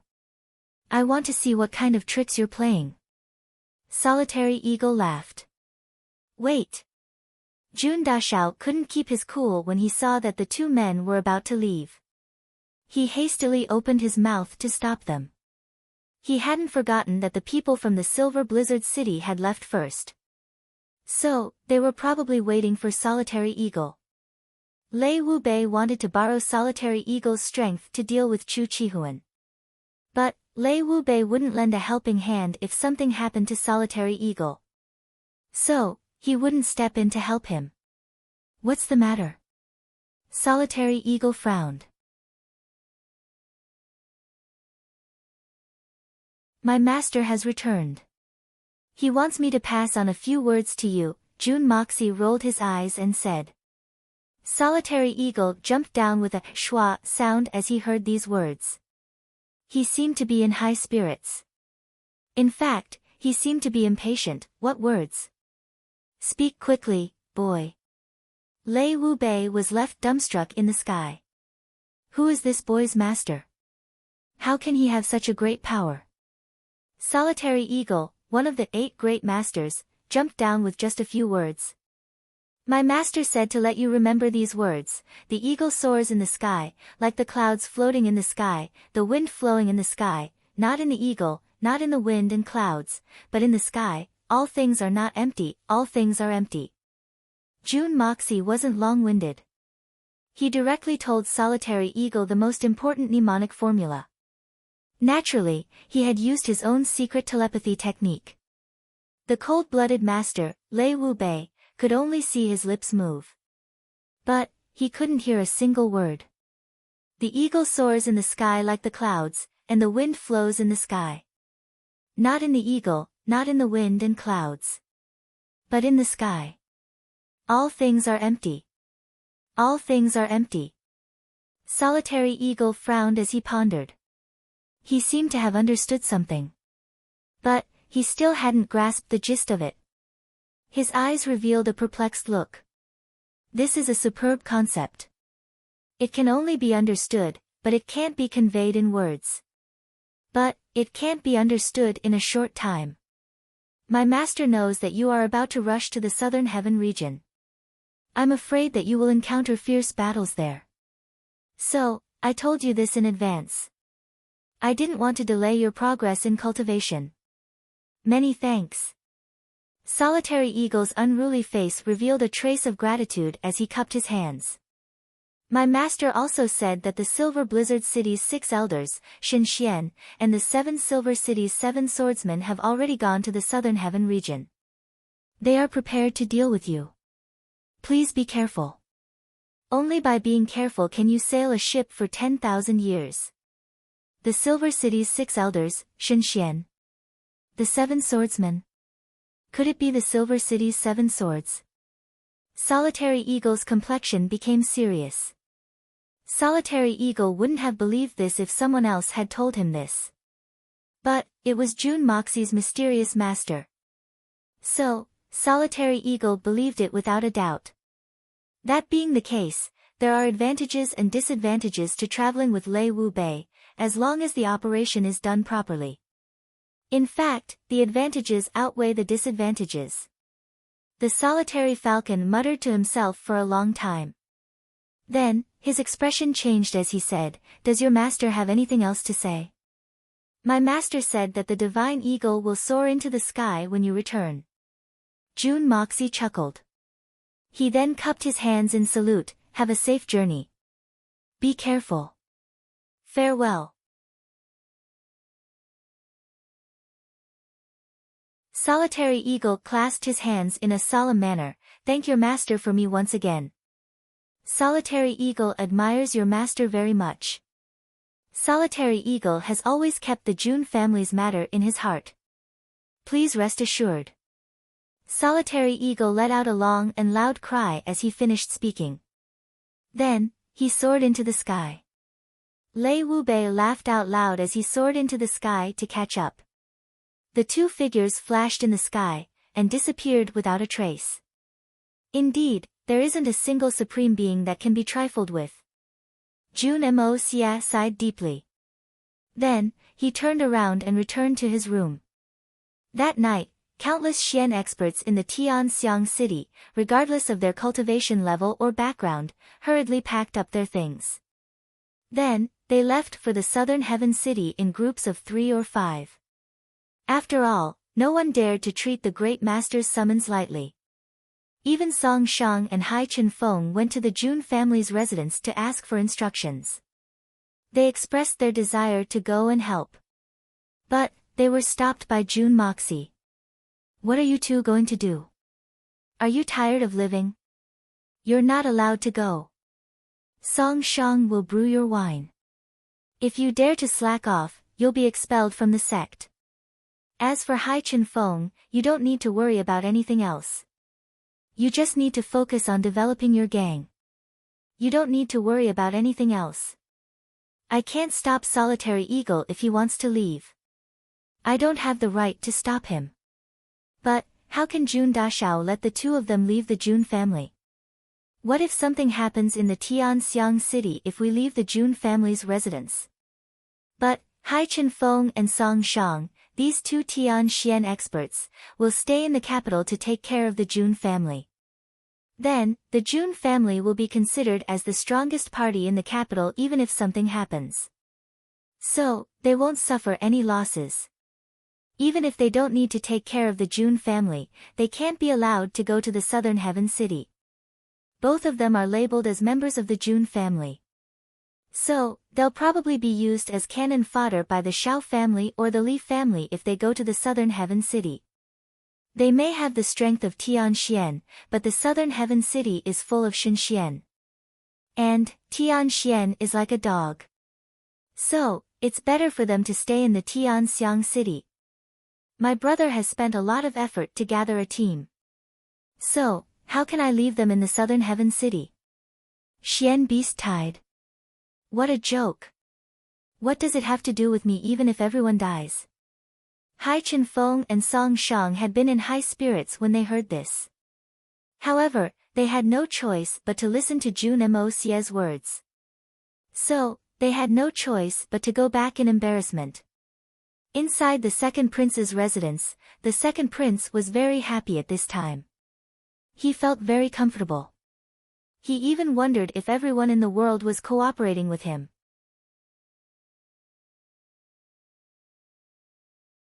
The crossbow I want is about to arrive in the capital city. But, the two great masters have issued a summons at this time. So, almost all of the famous and unknown Xian experts have gone there. Even the Tianxiang city is no exception. So many experts have left.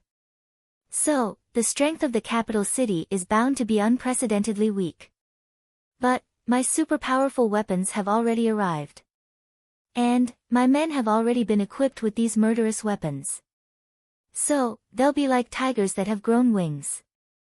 Wouldn't it be very easy for me to stir up trouble in the capital city when the time comes? Therefore, the second prince and his advisors were nervously discussing this matter in a secret room. Everyone seemed a little excited. Mr. Fang, inform the Divine Wind Guards that they can set off from the south and rush to the capital city as soon as possible. The second prince looked amiably at his number one advisor. I ask Mr. Fang to help me with this matter. Please rest assured, second master. This is Fang Bo Wen's duty. I will do my utmost to ensure that nothing goes wrong. Fang Bo Wen pondered for a moment. Then, he said, the Zhao Trading Company will be escorting a total of 200 people. Moreover, 2 Yu Xian experts will be leading them. Moreover, the Jiangnan's number 1 guild, Meng Shaosong, will be leading 80 first-class warriors.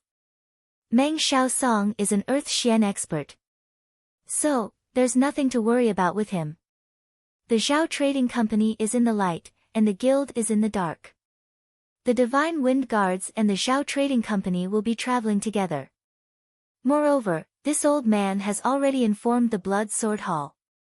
The Blood Sword Hall will be sending 2 Tian Xian assassins, 5 Earth Xian assassins, and 20 Yu Xian assassins to secretly escort the Zhao Trading Company.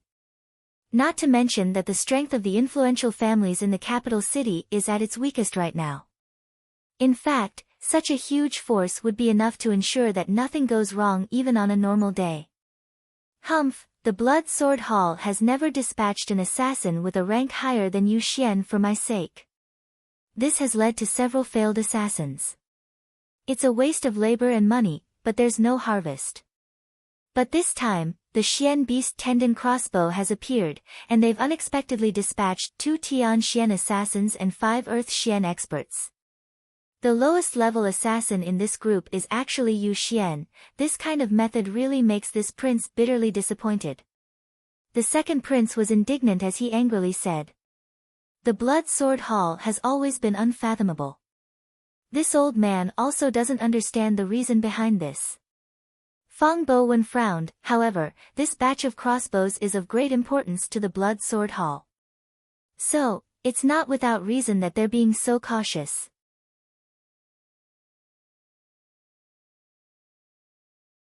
It's a fortunate thing. One must know that if one doesn't look out for oneself, heaven and earth will destroy them. Fang Bowen's voice suddenly paused here. A trace of doubt flashed in his eyes. Then, he felt a burst of fear. It was as if he had thought of something extremely frightening. The second prince didn't notice the abnormal state of his chief strategist. His anger hadn't yet dissipated. He took a few deep breaths and coldly said, "Forget it. Once we get the crossbows, there won't be many uses for the Blood Sword Hall. This is also a good thing. We won't have to suffer from their inexplicable anger anymore." Fang Bowen's white eyebrows were tightly knitted together. A deep worry suddenly appeared in his eyes. He opened his mouth as if he wanted to say something. However, he seemed to think that his idea was ridiculous. It was too fantastic. He swallowed the words that were about to come out of his mouth. However, the faint worry in his eyes seemed to have grown even stronger. The speaker had no intention, but the listener had an intention. The second prince's complaint was nothing more than a complaint. However, in Fang Bowen's ears, it was like a thunderclap on a clear day. Everything that was hazy gradually became clear. Do I still need to think of another way to retreat? On the other side, the second prince had his hands behind his back. He had a confident look on his face as he smiled to himself. With strong confidence and the hope of achieving his goal, he muttered, "If I can take this opportunity to make eldest and third prince truly." He didn't finish his thought, but his face was full of malice. Suddenly, he turned around and said, "Mr. Fang, how is Yu's arrangement going? Lady Yu hasn't made any movements in the past few days. Even Lady Yu herself has rarely appeared. Moreover, we've sent people to contact her, but the Ni Chang Pavilion's attitude has been quite ambiguous. This is really puzzling." Fang Bowen's words were extremely slow. Moreover, his words weren't very fluent. In fact, he even got stuck several times. It was obvious that his heart wasn't calm. Moreover, he wasn't only thinking about this matter. Humph. A cold light flashed in the second prince's eyes. He was silent for a long time. Then, he said, "Let's not talk about that for the time being. In any case, she won't be able to stir up any big waves. What about Qing Chao? What has he been busy with these days? How come I haven't seen his shadow for several days?" Fang Bowen's eyes revealed a trace of disgust. It was obvious that this young Master Qing didn't have a good reputation in the prince's mansion. Fang Bowen continued, "This young Master Qing, this old man hasn't seen him for several days. It seems that he's been busy with something, but he hasn't let anyone know about it. He's very mysterious. Moreover, the Qing clan's people haven't arrived yet."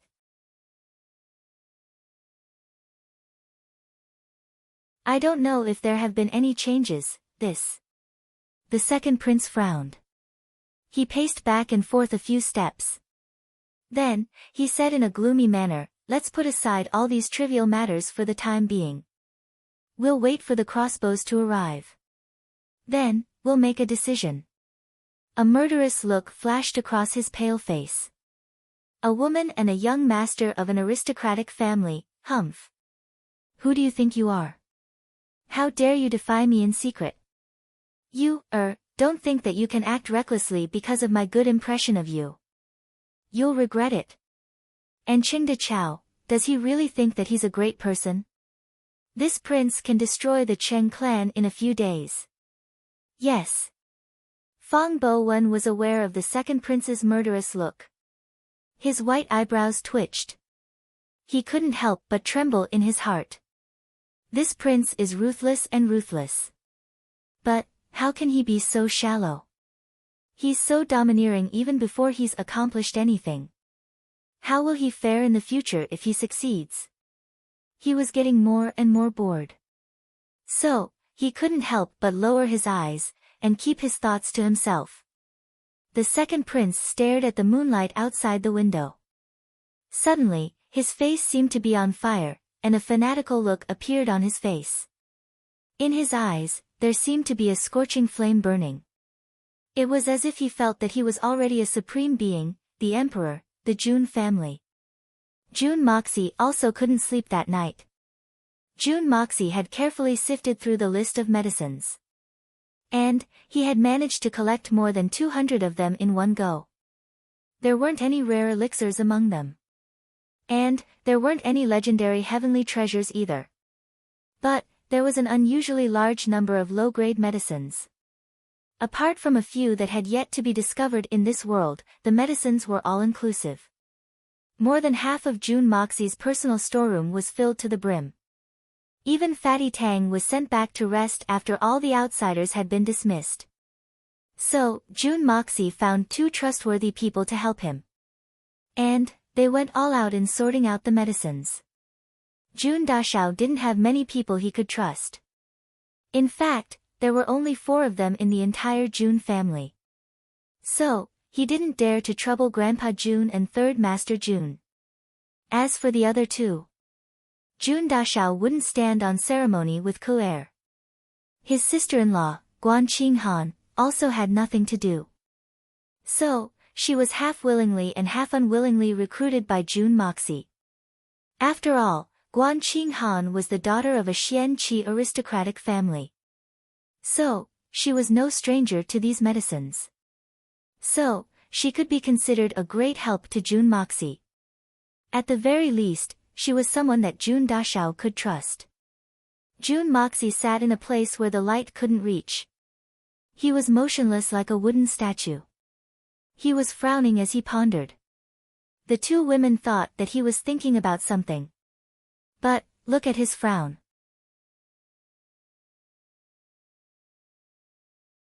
So, they didn't want to disturb him and let him think about it quietly. The 2 women tiptoed and talked softly. They were afraid that they would disturb his thoughts. So, they quickly followed Jun Moxie's instructions. They weighed the medicinal ingredients according to a certain amount. Then, they mixed them together and wrapped them into a bag. Then, they wrote down the serial number. Although this work wasn't too strenuous, it was still very tiring to carry it out for such a long period of time. Tiredness wasn't a big deal. But, the monotony was even more unbearable. The 2 women worked until midnight. Only then did they finish the 5 medicine lists that Jun Moxie had handed over. The 2 women finally stood up and took a breather. Although they didn't know why Jun Dashao wanted to do this, they saw that Jun Moxie wanted it so urgently. It must be something important. So, they didn't dare to be negligent. They rushed through the night and finally finished it. The 2 women stood up and looked at each other with a bitter smile. They gently hammered their slender waists. They felt sore and weak all over. But, they couldn't help but praise themselves for being able to finish this work so quickly. They looked at each other and smiled. Then, They looked at June Moxie at the same time. Now that we've completed our task, why is this guy still frowning and thinking about the problem? What problem does he need to think about for so long? June Moxie's head was still slightly lowered. His face was heavy in thought. His brows were tightly knitted as if he had encountered a great mystery. He was so focused that he didn't even notice that the two women had quietly walked in front of him. Ah! This bastard! He lied to us and forced us to work here. It turns out that he has already fallen asleep here. This is so infuriating. Guan Qinghan observed for a long time before she finally came to this conclusion. She was instantly furious. If she hadn't been so close to him, she wouldn't have been able to hear his light breathing. He was actually snoring. This is too much. How can you be like this? We've been working tirelessly for the whole night.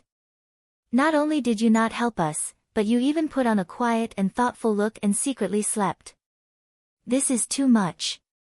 Guan Qinghan was furious. She rubbed her sleepy eyes. The more she thought about it, the more aggrieved she felt. She lifted her jade-like leg and kicked this unscrupulous and shameless guy's thigh. Bang! June Moxie fell down from the chair. He instantly woke up. He knew the reason when he opened his eyes. He stood up unhurriedly. He pretended to sigh and said, "This problem is really nerve-wracking. I've been thinking about it for the whole night, but I don't have any clue. This is so frustrating." Young Master June had a melancholic look on his face as he let out a long sigh, trying his best to act as if he was worried about the country and its people.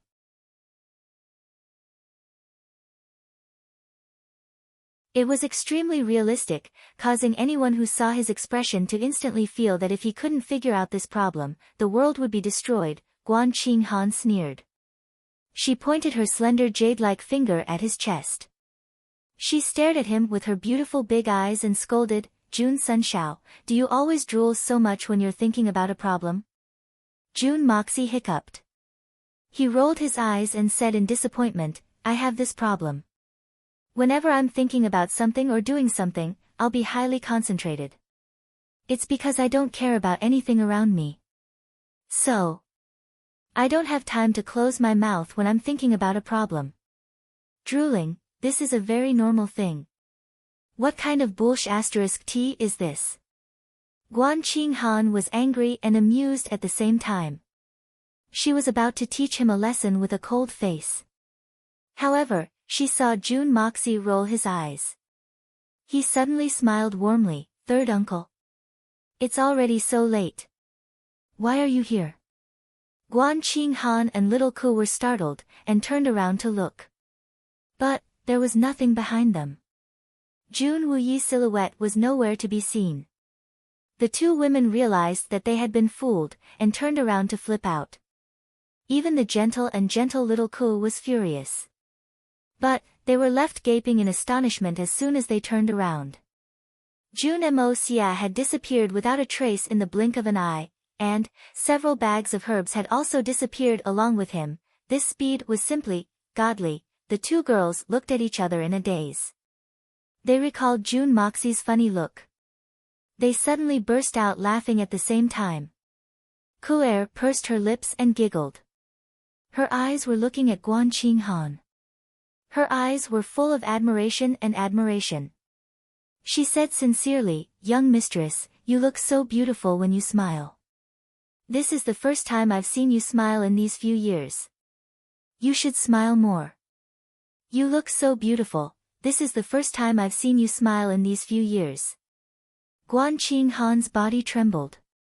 A trace of panic flashed in her eyes. Then, her face regained its cold expression. She sighed softly and said, "It's late. Go and sleep." She didn't say anything else. She silently walked towards her courtyard. Under the light, her back seemed so lonely and desolate. Yet, it was like a snow lotus on the peak of a snowy mountain. It was exceptionally cold and lonely. Standing proudly, the godly June Moxie hurriedly went into the Hongjun pagoda to hide. He saw that the two tigresses were about to flip out. how could he not hide? The reason why he had slept before was because he hadn't slept for 2 days and 1 night. He was really tired. Secondly, he wanted to recharge his energy to deal with the next round of alchemy. As for the ingredients and formulas that he had picked out, June Moxie had already rummaged through the alchemy books to find the 5 types of pills that he could refine with his current cultivation. You're tuning in to the Blissful Bookshelf YouTube channel. We're so grateful for your support, and don't forget to subscribe to join us on this incredible journey through captivating stories. Your generosity through donations truly makes a world of difference, as it's the primary source of revenue that allows me to expand and enhance this channel for you. Thank you from the bottom of my heart for being a part of this adventure.